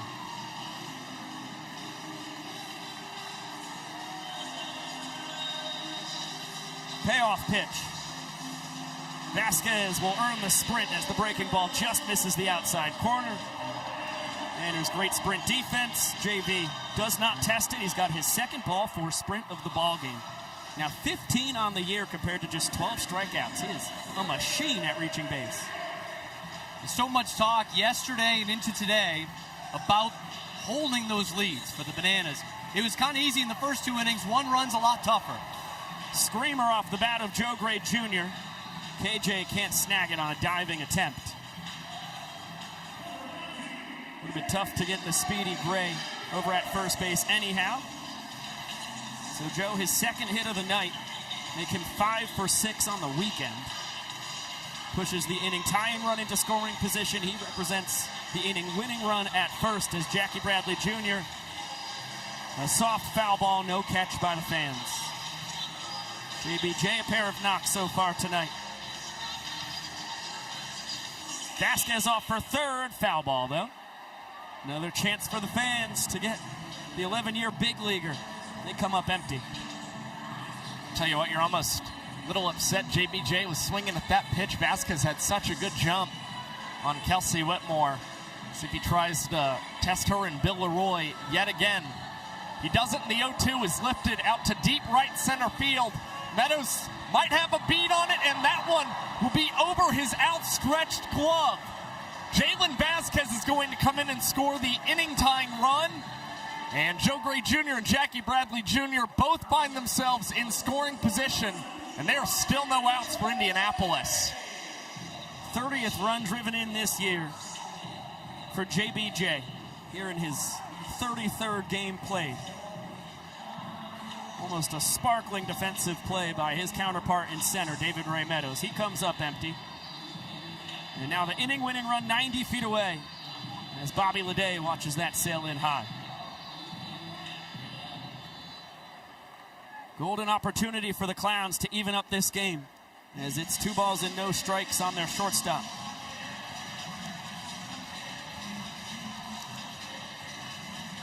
Make it 3-0. Bill Leroy tries to throw down to third. The ball deflects off Leday's bat. There'll be no harm, no foul.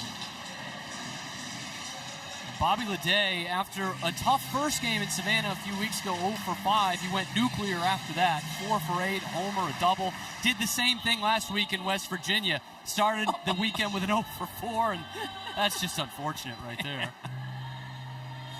Bouncer in there. Leday never has to take the bat off his shoulders. As Gray comes in from third, Bobby, his 4th walk-off of the year, ties him for the team lead with Francis and Prime.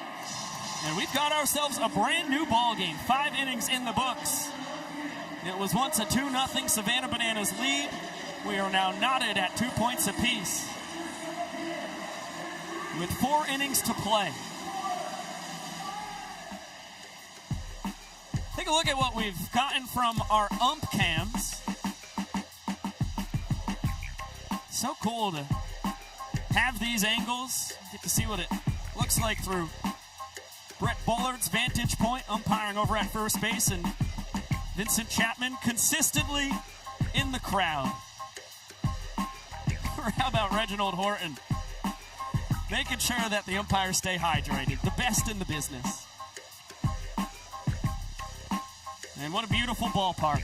Great American ballpark. Home of the Reds. Hosting its 4th ever Banana Ball game. It will get number 5 tomorrow afternoon here on ESPN. Joe Lytle and company having a blast as Clark Gilmore back out on the mound. And the fans participating in a wave will have to look alive. They don't really look alive at all. And luckily everybody okay.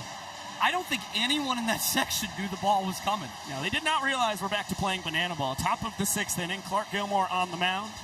Bananas backstop Bill Leroy with a 1-1 count on him. This game moves fast, guys. Lightning speed. As you can see, less than 40 minutes on the timer. As the count even at 2-2. Big boy hack from Leroy.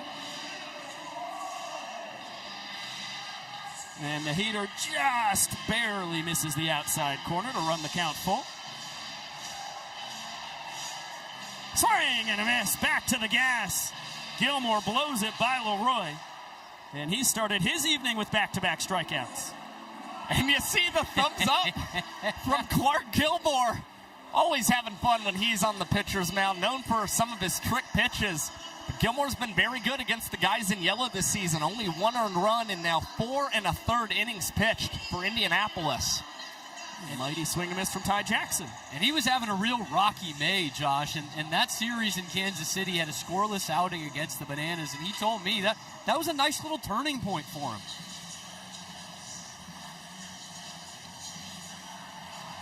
Popped over our heads. And all the way back down to the first deck.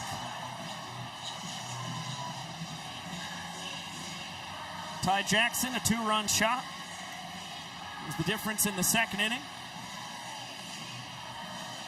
And then a 10-pitch battle against David Griffin in the fourth ended in a ground out to LeC at short and a trick play at that. Continues to be the toughest guy at the plate in this ball game. Doing it again. He's a quality at-bat machine.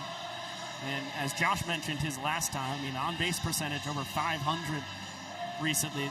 He's just a quality at-bat machine. He is so tough to get out. Right on cue. High heat. Gilmore sends Jackson back to the dugout. This guy doesn't particularly have overpowering stuff. You see Clark Gilmore, his mind is being blown right now. 3 strikeouts, but this is the best his heater has ever looked as far as I'm concerned here in Banana Ball. You kidding me? He thinks he's Roger Clemens right now. Look at that. Little gun, little dance. They didn't get in on the action in the 2-game series against the Tailgaters in Morgantown, West Virginia last weekend, so we haven't seen him pitch since June 6th back in Savannah against these Bananas. Looks like the rest did him well.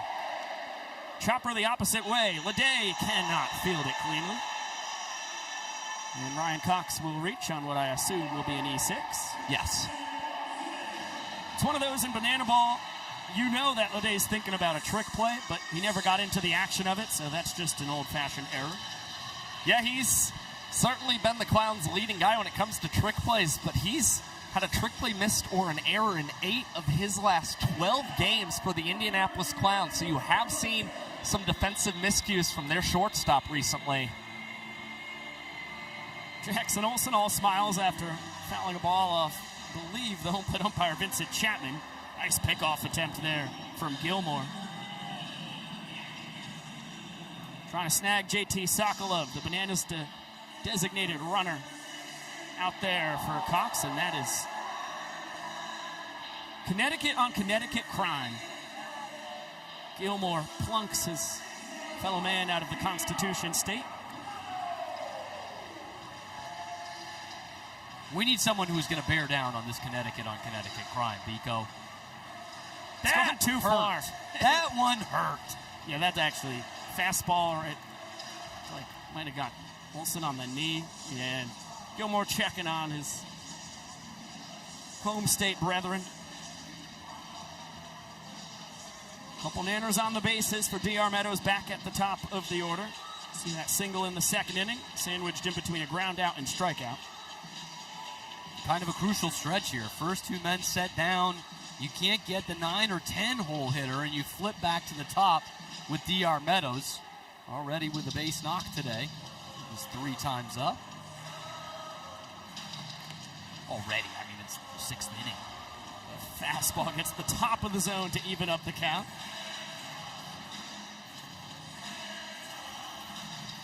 Deuce is wild. Massive 2-2 pitch coming with 2 down and 2 on. And the count runs full. Ball 4 will score at least Sokolov from second.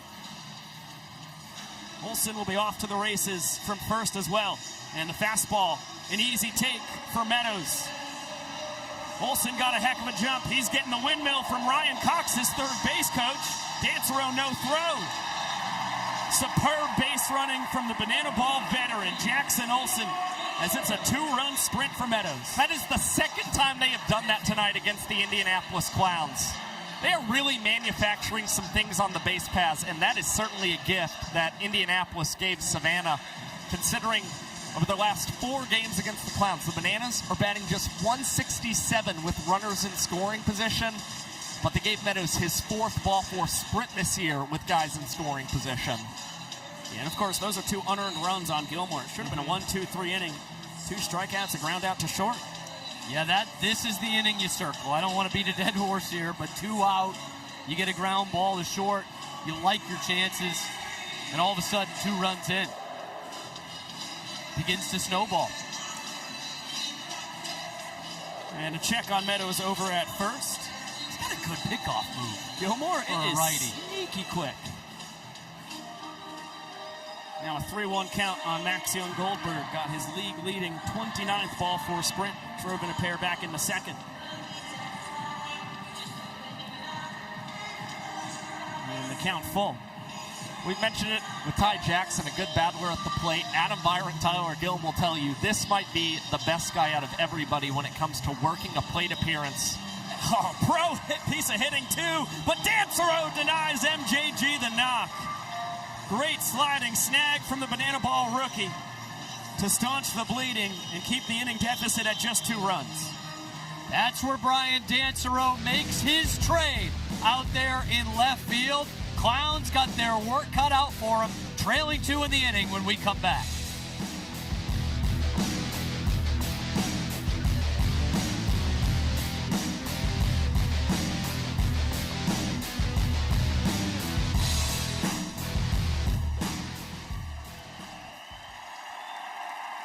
We thank you for your service and commitment to our great country, to our police officers, to our firefighters, to our nurses, to our EMS workers, to our dispatchers, and to our school teachers. The Clowns and Bananas, thank you.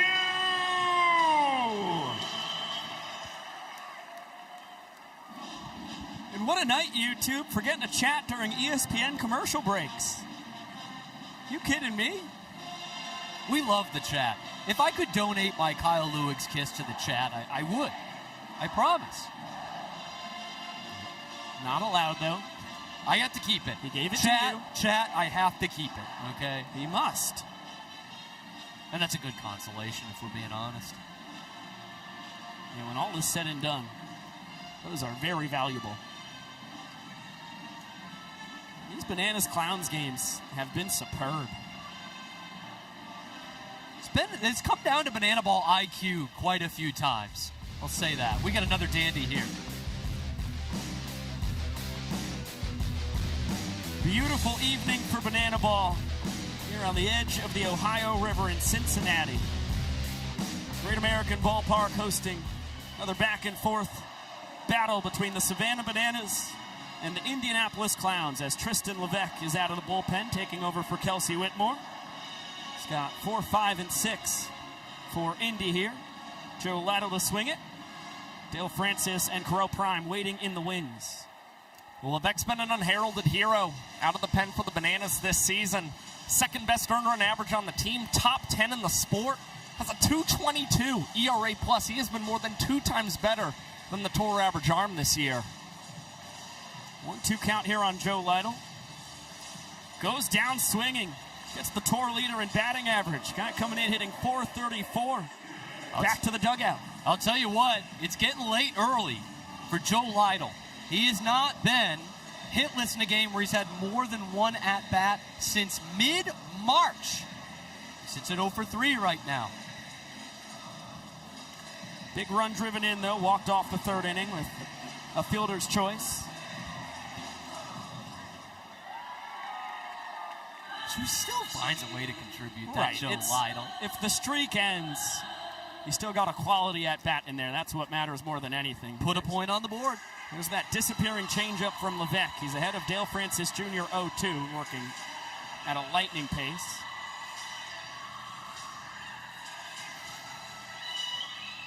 And a strikeout of Dale Francis.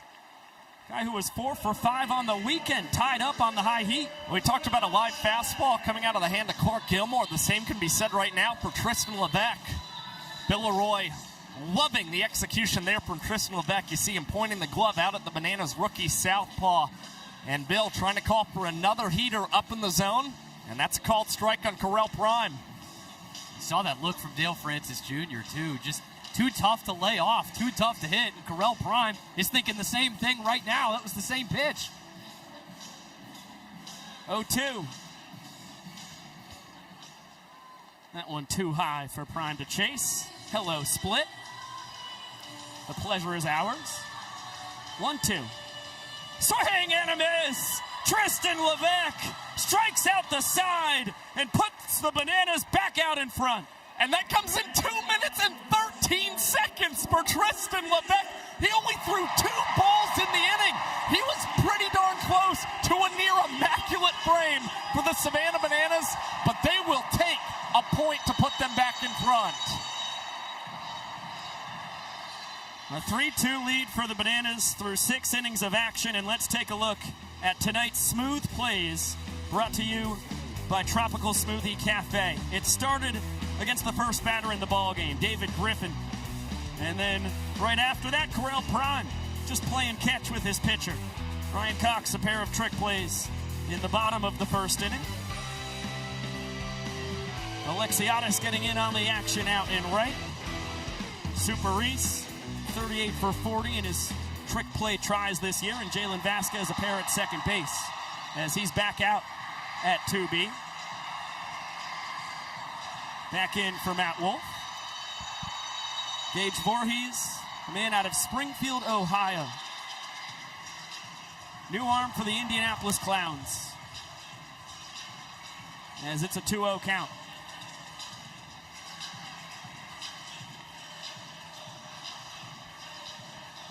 Make it 3-1 now. Voorhees against his former team. And Dan Oberst blasts this. Oh, and it sneaks out! That was a laser beam. Never thought it had the launch angle, but enough oomph for Dan's 6th bomb of the year, tying rack for the team lead. Just get the hands in and turn on that banana ball. Dan Oberst doing damage against his old teammate. And now the Nanners, 3 home runs in tonight's ball game.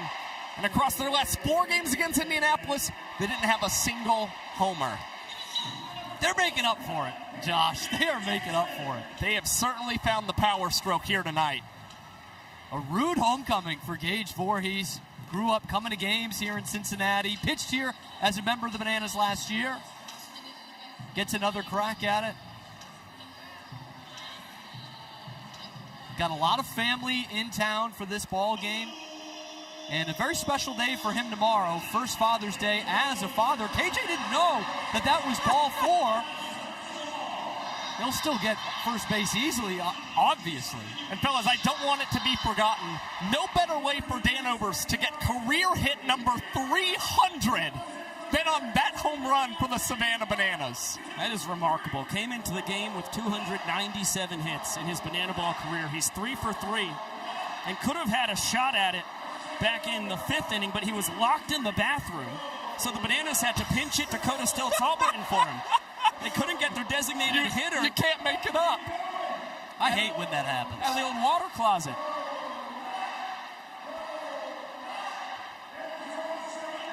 So from locked in the bathroom to his 6th home run of the season as Clark Gilmore's up and personal. And Reese Alexiadis gives this a ride. Straightaway center, JBJ to the track. Leaping attempt, can't come up with it. KJ getting the wave around from Stober. Throw's going to come into 3rd. It's a booming RBI double for Super Reese. And now a 2-run frame for Savannah.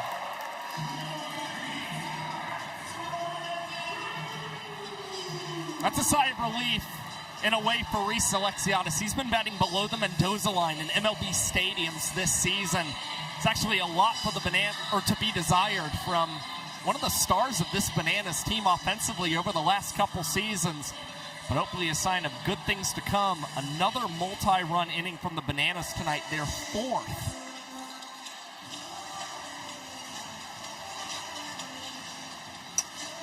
Man, that crooked number, so welcome for this team, Josh. I know we've talked about it a bunch, but just a bunch of 1-run frames last night, scattering around the runs. And even on our point system, that's not always helpful. Robert Anthony Cruz, big-time smash out to right.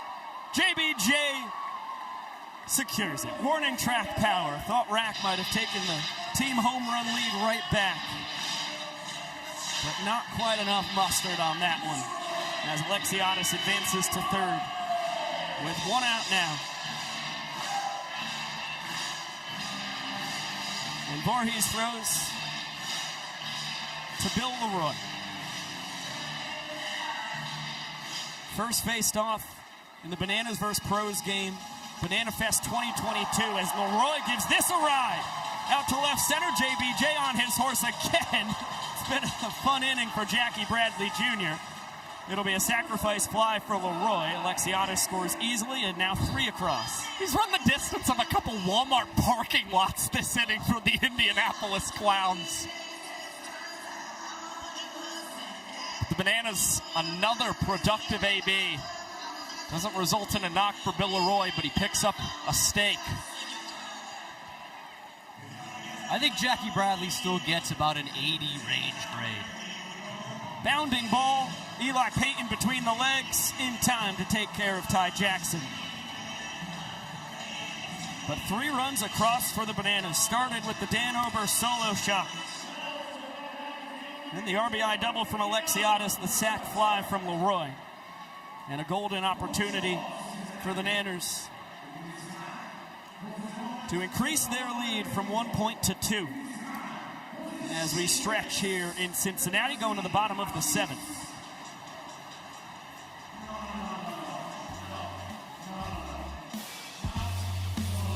Beautiful evening for Banana Ball in Cincinnati. We'll have more for you here on ESPN after this short break.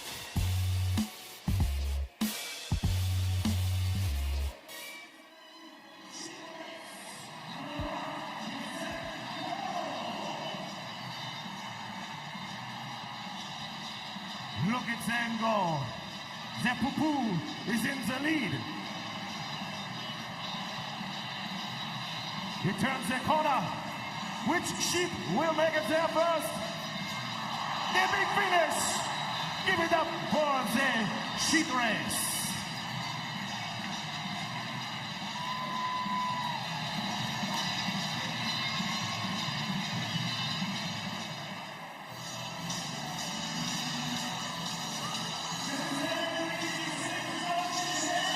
Photo finish there. What the heck was this race? I'm not supposed to take photos of that. I've gotten scolded for that in the past. As have I. Sometimes, like that race, it's impressive. Anyway, I just can't stop. Can't stop, won't stop. You got a friend in me, Biko. You got my number. Any race like that, man.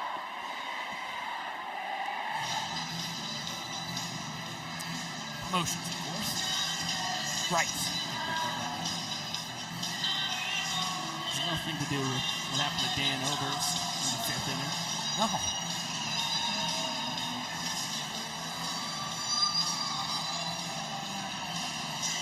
Oh, 30 seconds. I thought we'd be back any second. Well, now's a good time just to relate to Dan Oberst. I mean, who hasn't been locked in with John before? I've had some scares, but I've never been fully locked in. I did. I remember it vividly. In Truist Park, I had to scoot my way under the door to get out.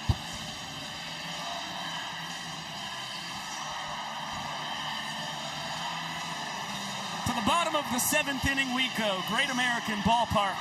The middle game of this 3-game set between the Savannah Bananas, the visitors, against their hosts, the Indianapolis Clowns, who called Cincinnati home from 1943 to 1947. Eli Payton, Chris Burgess, Brian Dansereau. 7 through 9 in the order due to swinging, as this one is ripped foul. Look out, folks. I tell you, Eli Payton's all about options. You can play him at 4 different positions in the field. He's also hit into 2 fielder's choices. So now he doesn't give you many options. No, he is the 4th strikeout victim for Tristan LeC. All 4 Clowns he has faced, he has K'd, and all with the elevated fastball. Yeah, there's no reason right now to try and change up your game plan, and LeC's likely not going to see these guys a second time through the order either. So that elevated fastball continues to work, I think Bill Roy's just going to continue to try and press that button until a Clown is able to beat them. Well, this is his tallest task yet. Chris Burgess 5 for 5 on the weekend, 2 for 2 tonight. Hotter than the surface of the sun right now. 0-2. Goes to the big bender. He's got the curveball, slider, his changeup low 80s, fastball 87 to 89. He can touch 90. I wonder if that's some kind of plan from Bill Roy, just trying to speed the bat back up of Burgess. It set up the fastball right down Broadway. Blows it past Burgess. 5 straight punch-outs. While you're not hunting that pitch, just throwing a curveball that somebody spits on certainly slows down the bat. He was the National League wins leader and strikeout leader. He is a Hall of Famer for your Cincinnati Reds. Please welcome Aaron Harang!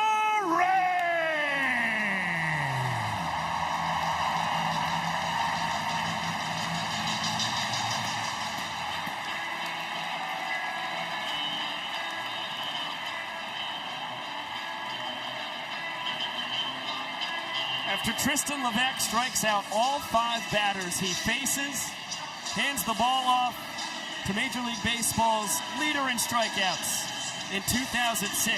216 of them from the Cincinnati Reds Hall of Famer Aaron Harang. Yet had 200 strikeouts a season later in 2007 as well. Aaron Harang, of course, most notably pitching for these Cincinnati Reds. Was so good he earned a contract extension with this ball club. Now he'll see if he can make it 6 straight Clowns set down via the K. Ryan Dansereau, chance for the fans. No catch in the second level. And so poetic that Aaron Harang makes his banana ball debut the same game Adam Dunn did. They both spent 8 years in Cincinnati. They both had 14-year big league careers. And Aaron Harang's only going to have to throw 2 pitches. A cloud scraper out to left. Tip drill from Cox. Behind the back from KJ. Aaron Harang induces a double trick play and puts a bow on a 1-2-3 frame, combining talents with Tristan LeC. And you can tell the Bananas wanted that double trick play. A fist bump from Kyle Jackson after collecting that out. And the Bananas only down 1 in the trick play battle, up 2 points now against the Clowns. Let's hear from the man himself, and for that, we'll send it on down to SB. Yeah, guys, Aaron Harang, you made quick work out there. 2 pitches. Was that the ideal outing? Yeah. Quicker can get it on the plate, get him to hit it. Better for a short game. How's it feel? You see the pop up and you watch your shortstop pop the ball up. Probably not something you're used to. Not something I'm used to. I've been watching them, seeing some games. So I'm pretty confident in those guys, and they do a great job. So Aaron Harang, cool, calm, collected. He got the job done, guys. Thank you very much, Sam Bauman. We are right back to the action. World's fastest inning as we go to the top of the 8th. The Bananas just claimed their 4th point. They lead 4-2. And as you can see, just a tick over 14 minutes left on our 2-hour timer. It will only matter if it runs out during this frame. Then every run scored in the 8th will count as a point. If not, that will be the case in the 9th inning as planned. And a full count on Ryan Cox against his former teammate. Roped down the right field line, fair ball. Boy, Ryan Cox, he gets the taste for extra bases. All of a sudden, he can't get enough of them. A triple last night, his 2nd double here this evening. Well, I'm not trying to beat a dead horse, but something I mentioned earlier, his season high when it comes to extra base hits is 10, and now he has 9 this season for the Savannah Bananas, and they're going to be playing ball in the regular season till September. Jackson Olsen popped left side. Eli Payton with the call. Tip drill. Bobby Leday can't get it behind the back. Olsen will be safe at first. It'll be a trick play missed for the Clowns shortstop. And Indianapolis trying to fend off this equalizer point. It hangs in the balance here in our 2nd to last inning. The Clowns lead trick plays 8-7. The Bananas, as Sokolov takes off, Superman dive into 3rd. He's got his 8th stolen base in 12 tries here in his rookie year in the sport. The Bananas need more trick plays than the Clowns at the conclusion of this 8th inning. So Indianapolis, they really want to make it tougher than just being a deuce for that. As look out, Cage Voorhees nearly has his head taken off. Burgess, a strike to Vasquez, as Olson's a dead duck at second. And we have had some weirdness in this one. I mean, that one, an absolute headhunter past Cage Voorhees. You still get the runner out at second. Sokolov scores easily. Meadows digging for 2. JBJ to Dancero, and then Gray was the final Clown who needed to touch that ball before it was live. 7th and final fielder behind the pitcher and catcher. And Meadows has his 3rd run driven in of the evening, 18th of the year. As he's got his 2nd sprint in the last 3 innings of action. Now Max Young-Goldberg, the league leader in that department. With the moon ball out to center, Jackie Bradley Jr. catches it the old-fashioned way, making sure that Meadows does not advance another 90 feet.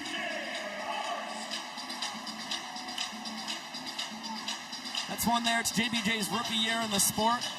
Maybe a really light tip drill could have been pulled off to a bare hand. That's something Meadows has perfected, but this is his 4th year in banana ball. If there's a learning curve going from baseball to banana ball. Yeah, it's one of those ones that gets out in a hurry, too. If that hangs up, he's got a great relationship with Joe Gray Jr.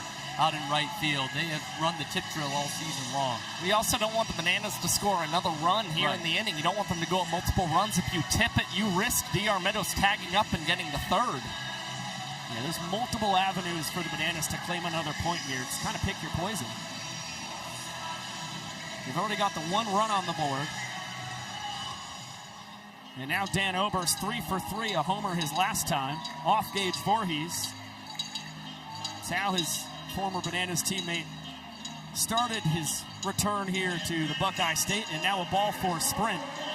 Nice scoop there by Leday to avoid what could have been a disaster. Oberst is testing their defense, and he will be rewarded with 2 bases. Meadows, of course, scores. And a 2 spot on the frame. Nanners still have a runner in scoring position. Danny Barrels aboard for the 4th time tonight. And he has been blazing on the base pass. 5 guys had touched it by the time he got to second base. And he had a 2-base sprint against the Clowns last night as well. This is just not an ideal night for the Clowns from a pitching standpoint. 7 ball 4 sprints allowed against the Bananas. Plunk Kyle Jackson earlier. Control's been very erratic. And speaking of Kyle Jackson, that's a dunker in front of Joe Gray Jr. Oberst will score, but the throw cut off by Correll Prime. And the Clowns will gun down Kyle Jackson, who thought he might get an extra base. Instead, another 3 spot for the Bananas after getting one in the 7th as well. And they now have a chance to maybe go up 5 or even 6-2 if they earn an equalizer point. Yeah, KJ thought that throw from Joe Gray Jr. was going to sail past the 6'5" first baseman in Correll Prime. He was able to cut it off, heads-up play. But Kyle Jackson earns himself his 3rd run driven in of the ball game. And they hand the ball off to Jacob Azalea to try and make it 5-2. If they can get 2 trick plays this inning, it will be 6-2 going to the 9th.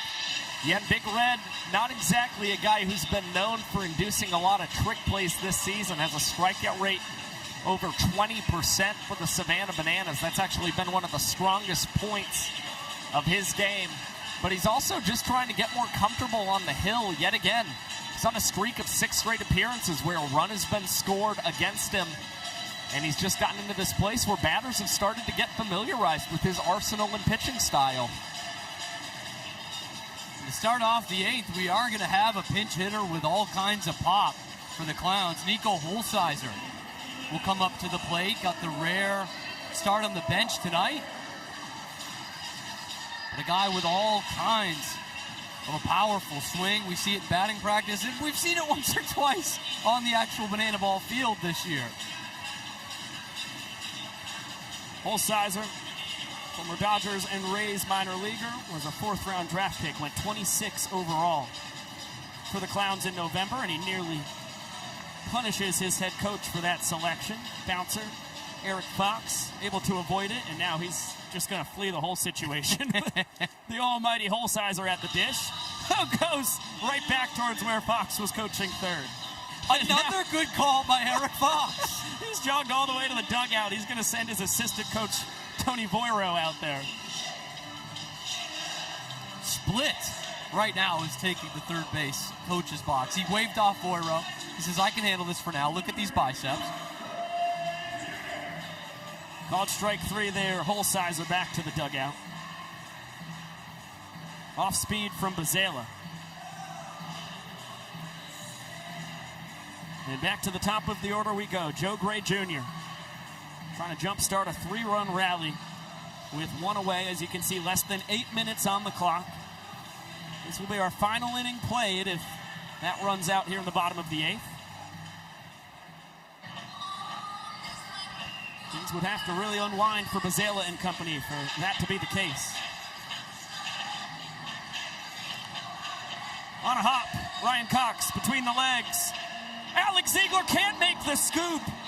The Bananas would have tied the Clowns in trick plays with the Cox trick play right there. If Ziegler could have executed on that between the leg scoop, Bananas would have earned the equalizer point on that ground ball. Yeah, I think in that situation, to be quite honest with you, you just take a short trick play from Ryan Cox and leave it up to another Clown to put a ball in play and hopefully collect a trick play after that. Instead, a little too aggressive of a move, but Bananas still have 2 outs to play with and a 3-run cushion, so it doesn't hurt you all that much in this context. 0-2 to Jackie Bradley Jr. misses inside. Who gets the trick play missed on that, Josh? For me, that's on Ziegler.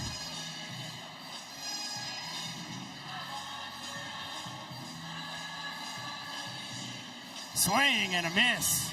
Gnarly movement on the splitter for Bazela, who has his second K. But now the Nanners will need a double trick play to earn that equalizer point. That was filthy.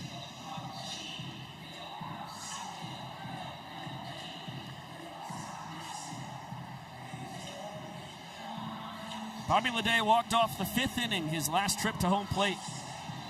Can't connect on the slider.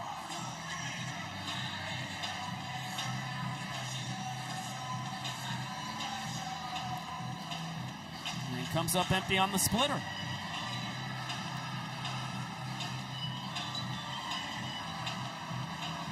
Oh, 2. Bouncer foul will do it again. Voiro out there defensively. Can't make the play.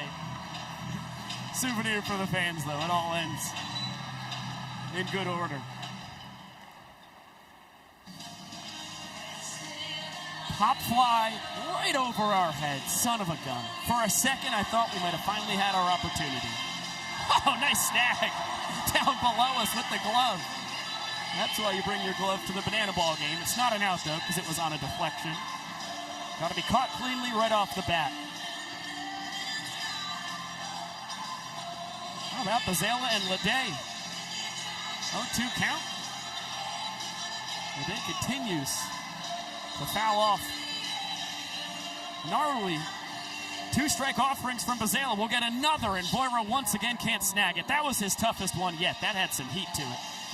Come to think of it, Voiro might have called Fox in. Like, clearly he wants to be out there. He wants to make a play. Good job grabbing that ball out of left field as well. Look out, Voiro! We have shifted the hot corner from third base to the third base coach's box. Little trick play there. Noah Katz between the leg transfer before left field umpire tosses it into the stands. Guy knows ball. Another foul ball from Bobby Leday. Bazela's poured in 8 straight strikes against Bobby Leday, yet we still find ourselves in an 0-2 count. Unbelievable to see this from the rookie right-hander for the Bananas, who's now got 9 straight strikes. Yeah, this is pretty remarkable. 10th pitch of the battle coming from Bazela to Leday. We have not seen a ball. We still have not seen a ball. Are you kidding me? We've got less than 4 minutes now on the timer.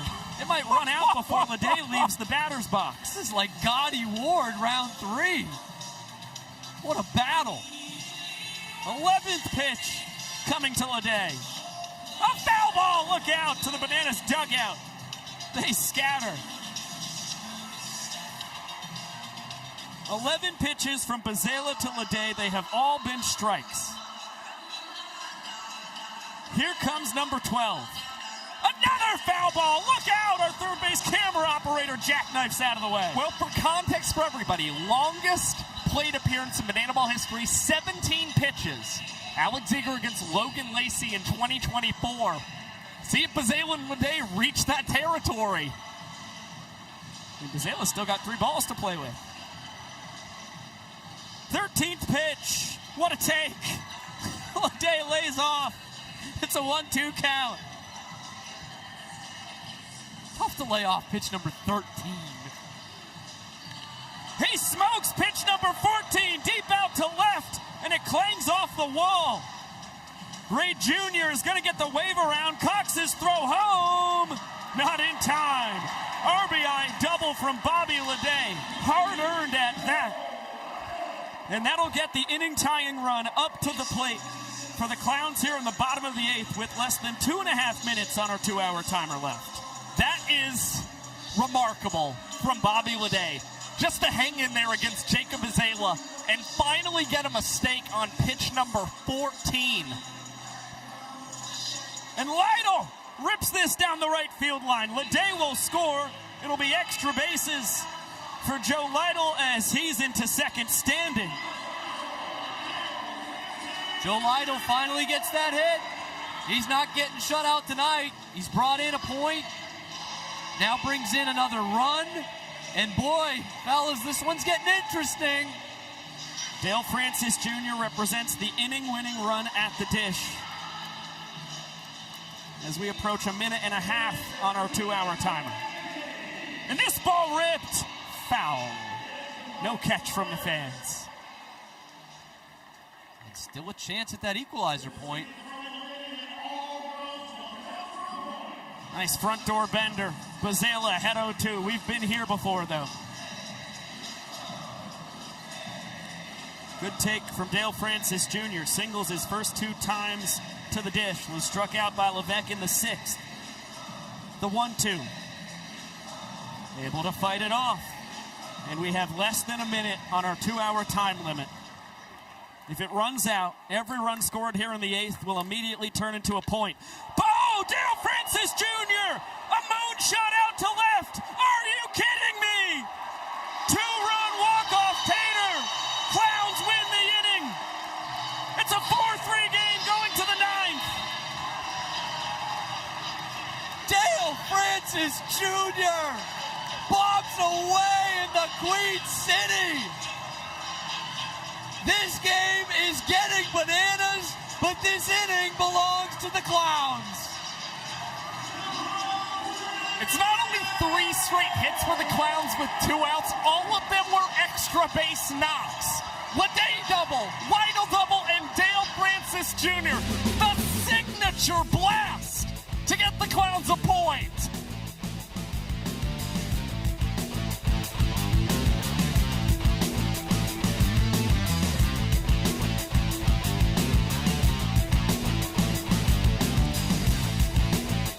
YouTube, that's one of the greatest half innings in Banana Ball history. What just happened?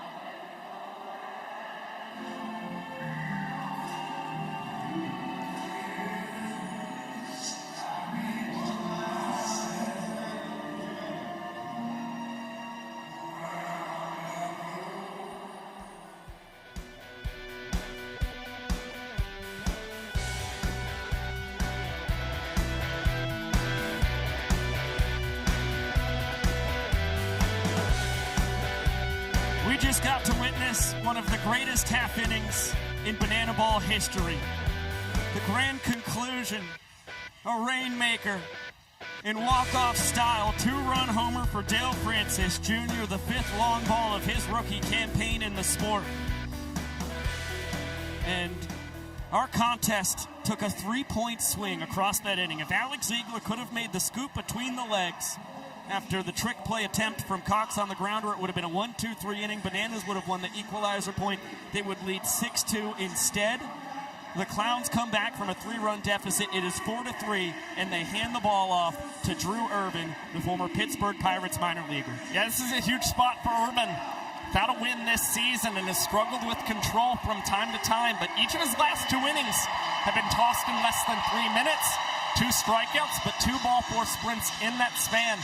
But this guy just has a remarkable pedigree. Of course, a minor leaguer in the Pittsburgh Pirates organization, but his father, Mike, was also in the Padres organization back in the day. So the Irvins just know their way, and they know how to pitch here in big games. Don't forget, his mother, Stacy, played basketball at Iowa Central. I mean, this guy is a heck of an athlete. The kid out of Clive, Iowa, spent his college career in Iowa City at the University of Iowa, a Hawkeye. And after 3 years in the Pirates organization, a year in the Pioneer League, a winter in the Australian Baseball League pitching for the Sydney Blue Sox, he finds himself in banana ball with his Clowns down 1 point here in the top of the 9th inning, where every run scored counts as a point.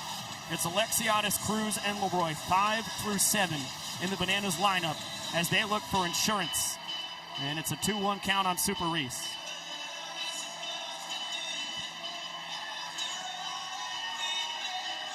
Just what a swing we saw in the bottom of that 8th inning. Comes down to that trick play missed, would have been the 3rd out of the frame.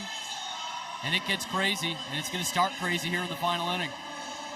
It's a ball 4 sprint to Alexiadis, but he had to hit the dirt with the fastball aimed right at his noggin. He reaches for a 3rd straight plate appearance after a single in the 5th, RBI double in the 7th. That is exactly how the Bananas wanted to start this final frame. Yeah, not the start, though, that Drew Irvin's been looking for, and the thing he's got to focus on. You don't have the time up against you anymore. You have reached the final inning. So I think you saw him try and rush himself a little too much there against Reese Alexiadis. He just needs to try and pace himself, not go too quick, so he can pour in effective strikes. You just saw Robert Anthony Cruz 0 for 4 on the ball game. A couple strikeouts, a pop out, a fly out. That's a beautiful thing about baseball and banana ball. Your entire night can change with one swing. Great take by Rack on the curveball. Irvin's got a low 90s fastball, slider, and a changeup as well. And now it's back-to-back ball 4 sprints. Uncompetitive performance to 2 straight hitters from Irvin. Big late stop side for Alexiadis from his assistant coach Bryce Stober, rumbling into 3rd. Good base running by Rack. Saw that there was a fumble by Leday in the sprint defense. 2 runners in scoring position. Neither had to put the ball in play. And it's the captain, Bill Leroy, as the Clowns have to bring the infield in. Every run, oh so important in the final inning in banana ball. Especially if you're the Clowns and you know Danny Hosley is lurking in the Bananas bullpen. It will be an angry Danny Hosley after he gave up the 2-run homer to Joe Gray Jr. to walk off the 8th inning for Indy last night. And a fueled Danny Hosley. That's some of that great food here at Great American Ballpark. We got to test out the banana-themed menu. That man loves to eat. 2-0 pitch. 3 straight balls here to Bill Leroy. Ball 4 is going to score 2 for the Bananas. That would extend their lead by 2. Yeah, Irvin just doesn't have it. This is tough to see as Alexiadis and Cruz both come in. Good sprint defense by the Clowns. They hold Leroy at first. Those are 2 massive insurance runs that instantly turn into points.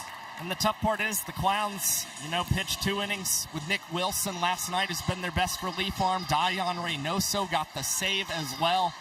So both of them look unavailable tonight. The Clowns had to turn to somebody new. And again, you just see Irvin trying to work a little too quickly for Indianapolis. And he hasn't yet collected a first pitch strike against the Savannah Bananas, as the appeal actually will be made, and they'll say that Ty went around on that swing. So finally, a first pitch strike for Drew. And the other thing too, Josh, in a 2-game set, maybe you could throw somebody out there, stop the bleeding, someone who pitched last night. You got a game tomorrow, and you got to have some hot arms tomorrow. And obviously, you're playing to win the game, but that just adds another wrinkle to this situation. JT Sokolov off for second. Throw from Burgess, just a bit offline. JT's got his second swiped bag of the ballgame, 9th of the year.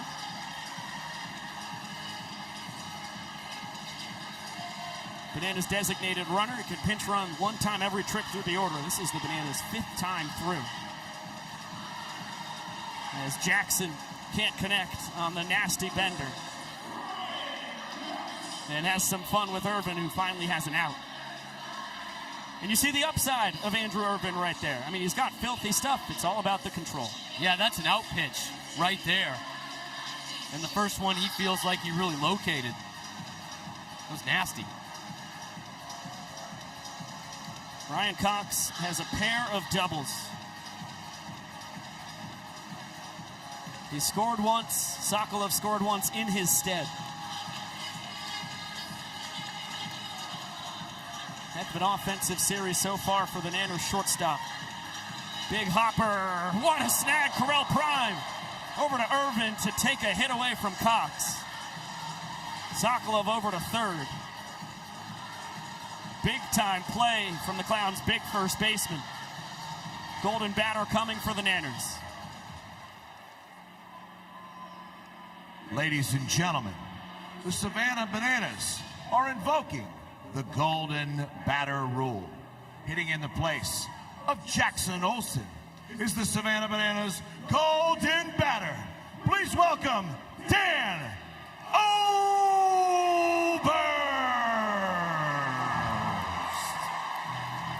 No-brainer when it comes to the golden batter for the Bananas. The only question was, is he locked in the bathroom again? Oberst in the right-handed batter's box.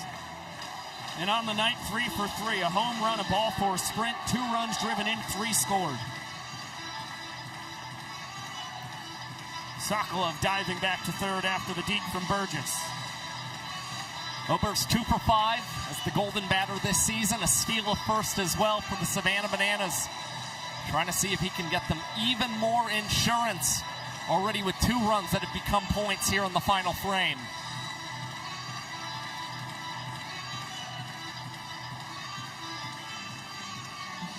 Two balls and a strike on the Bananas' designated hitter. Already 2 runs across this inning, but hungry for more. And now a 3-1 count. Oberst not known for taking sprints, only 6 this season, but make it number 7 right there. He'll take the free steak, and he's going to test the Clown sprint defense. It was going to be tight. The exchange from JBJ couldn't be handled by Joe Gray Jr. And 3 runs across on the 4th ball for sprint allowed by Drew Irvin on the frame.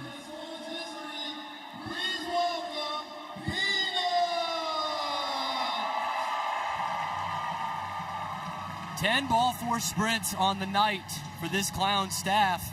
8 runs in as a result. And now the Clowns turn to the world's first and only pitching mascot. And Peanuts has had the answer for everyone not named Jake Skoll this year. He has been electric out of this Clowns bullpen. They turn to him to be a Band-Aid here in the final inning.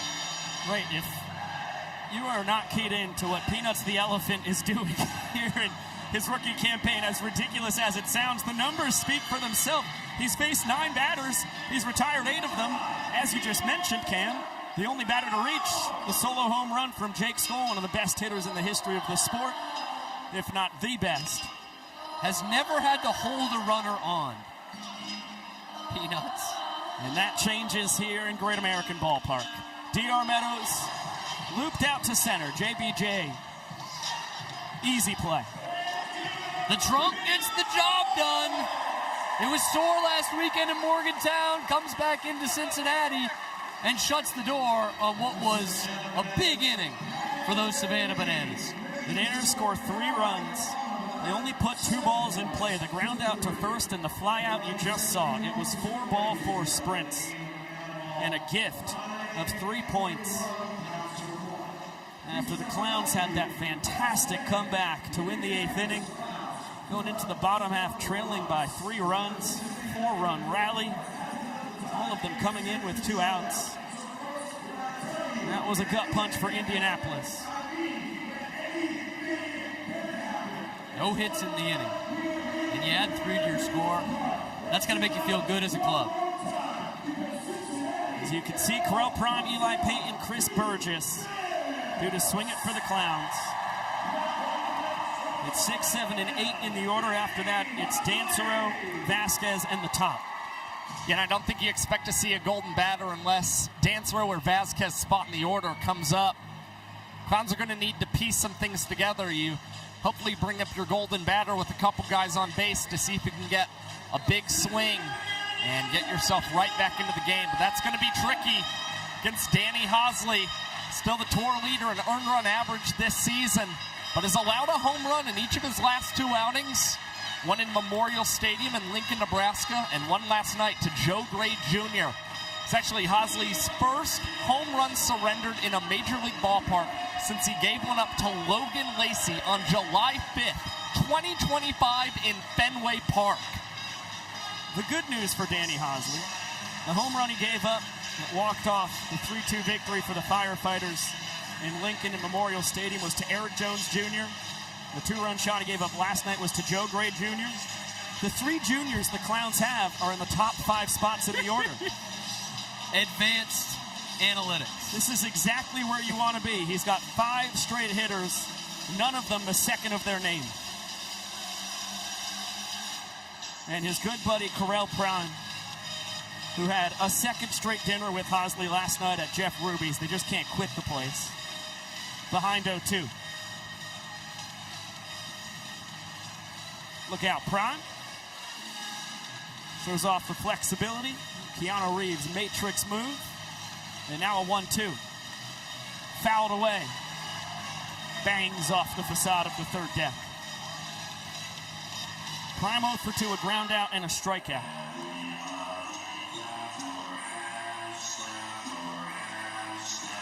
And rolls it to Cox. 360 between the legs transfer. Trick play to get out number 1 here in the bottom of the 9th for the Bananas. Ryan Cox, he never stops. The 9th inning, he's not phased. He's not shy to collect those trick plays for the Savannah Bananas. And especially with a 4-point cushion right now, there's a lot of room for the other Bananas on this team to try and tally a couple more just for kicks and giggles. Clowns are in the business of base runners. They need 3 guys to reach before they can get the tying run to the dish. And Eli Payton is behind 1-2. And the 3rd baseman 0 for 3. A couple ground outs and a K. Does a bite on the Vulcan changeup outside. Evens up the count. That's Danny Hosley's best pitch. Probably the best pitch in the history of our young sport. Goes right back to it, and it's fouled.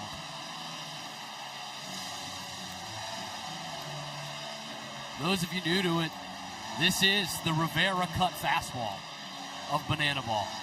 Yeah, 100%. Great comparison. Hosley's got a low 90s fastball. He's also got a 12-6 curveball, but it's all based around that Vulcan changeup. There's the heater. Misses up. Good battle here from Payton to work the count full. Swing and a miss. Vulcan changeup right on cue. The Clowns down to their final out.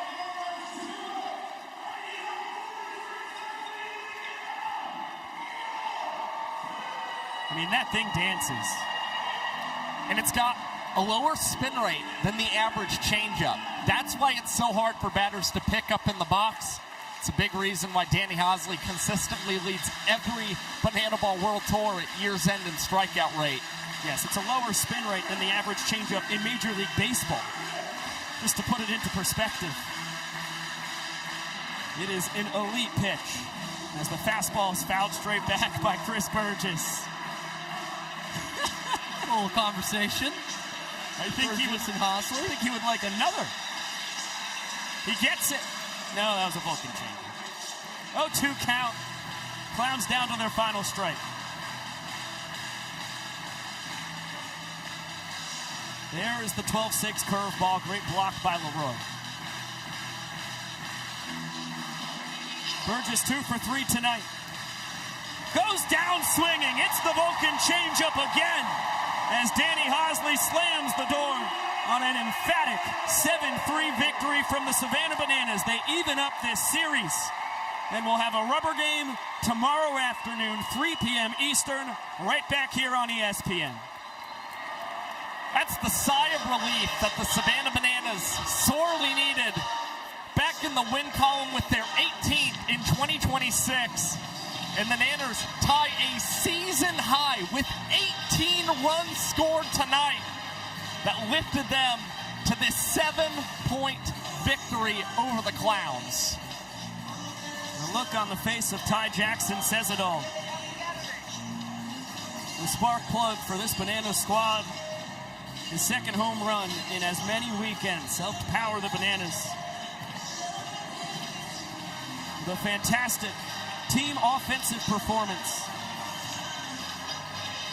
Plating 18 runs, turning them into 7 points. These Bananas, they played long ball early in this one, guys, and then we kind of got back to, no pun intended here, not just the name of the league, but banana ball, taking advantage of mistakes, unearned runs, ball four sprints. They will make you pay when they are at their best. They looked like they were at their best tonight. No surprise here. Kyle Jackson, back in his home state, the Bowling Green, Ohio native. The 2-run shot that led to the Bananas' first point all the way back in the first inning. Helps power the Nanners to this 7-3 victory. And after he was the player of the week last year when we were here in June, getting himself in the running for it here once again.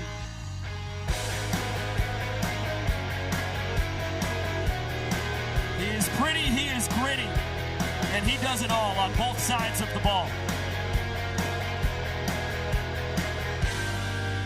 Yeah, just an unreal night from Kyle Jackson. You saw 3 trick plays from the kid defensively, and he reached in all of his plate appearances tonight. You saw the home run that started it off, 2 ball four sprints, a hit by pitch, and an RBI single as well. A pretty special homecoming from the Ohio kid who's down on the field with Sam Bauman. Yeah, our showman of the game, Kyle KJ Jackson. KJ, they say you're pretty. They say you're gritty. It was a gritty win tonight. It sure was. Everyone from top to bottom, colleagues setting the tone, middle relief, Tristan LeC did absolutely amazing. The bats were hot, the at-bats were amazing, and it was a team win through and through. This isn't about me, this is about the team. They did absolutely amazing. Kyle, the Ohio native, what's it mean to do it here in Cincinnati, here in your home state? It means the world to be home in Ohio, and it also means the world to be able to put on a great show for you guys. This is a lot of fun. We love what we do, and we hope that y'all enjoyed it. OH! Kyle KJ Jackson, our showman of the game. A gritty victory from the Savannah Bananas as we welcome you back inside with Josh Talevsky, Cam Stewart, Biko Scala. Thank you so much for spending your Saturday night with us here in virtual Banana Land. As we said, we'll be right back here on ESPN tomorrow afternoon, 3 p.m. first pitch. That is Eastern time zone. And boy, oh boy, we got ourselves a rubber match, Josh. Yeah, it's going to be really exciting. The Bananas get to turn to their ace in Austin Drury to try and win this series. Meanwhile, the Indianapolis Clowns need to limit those ball four sprints, especially if they want a shot at a second straight series win against the guys in yellow. And for the Clowns, they're going to have to clean it up. I mean, that was it. 10 ball, 4 sprints, plus a hit batsman. 8 of the 17 runs coming in on those alone. This is a team that has really reset their pitching staff the last month and a half, been very effective. And you mentioned it, Austin Drury not on the mound until tomorrow. So you get Kyle Lewis getting a great start out of him. Big one for the Bananas. And we get to bring you the Return of the Clowns special E60 documentary. It's coming up here on ESPN as soon as we shut this broadcast down. It is absolutely fantastic. Happy we got to tease it here tonight. Now you're about to get to see it on ESPN, documenting the history of the Clowns through their entire magical tenure in the Negro Leagues up until their rebirth here in Banana Ball. And then the Clowns will go to battle against the Bananas once again tomorrow. Thank you so much to our entire cast and crew. Fantastic work from start to finish for our control room back in Savannah, Georgia. This broadcast directed by Alex Gross and our crew here in Cincinnati, Ohio. Our EP, Josh Richardson. Our producer, Mohawk Mike. Sam Bauman down on the field. Vico Scala saying, see you later!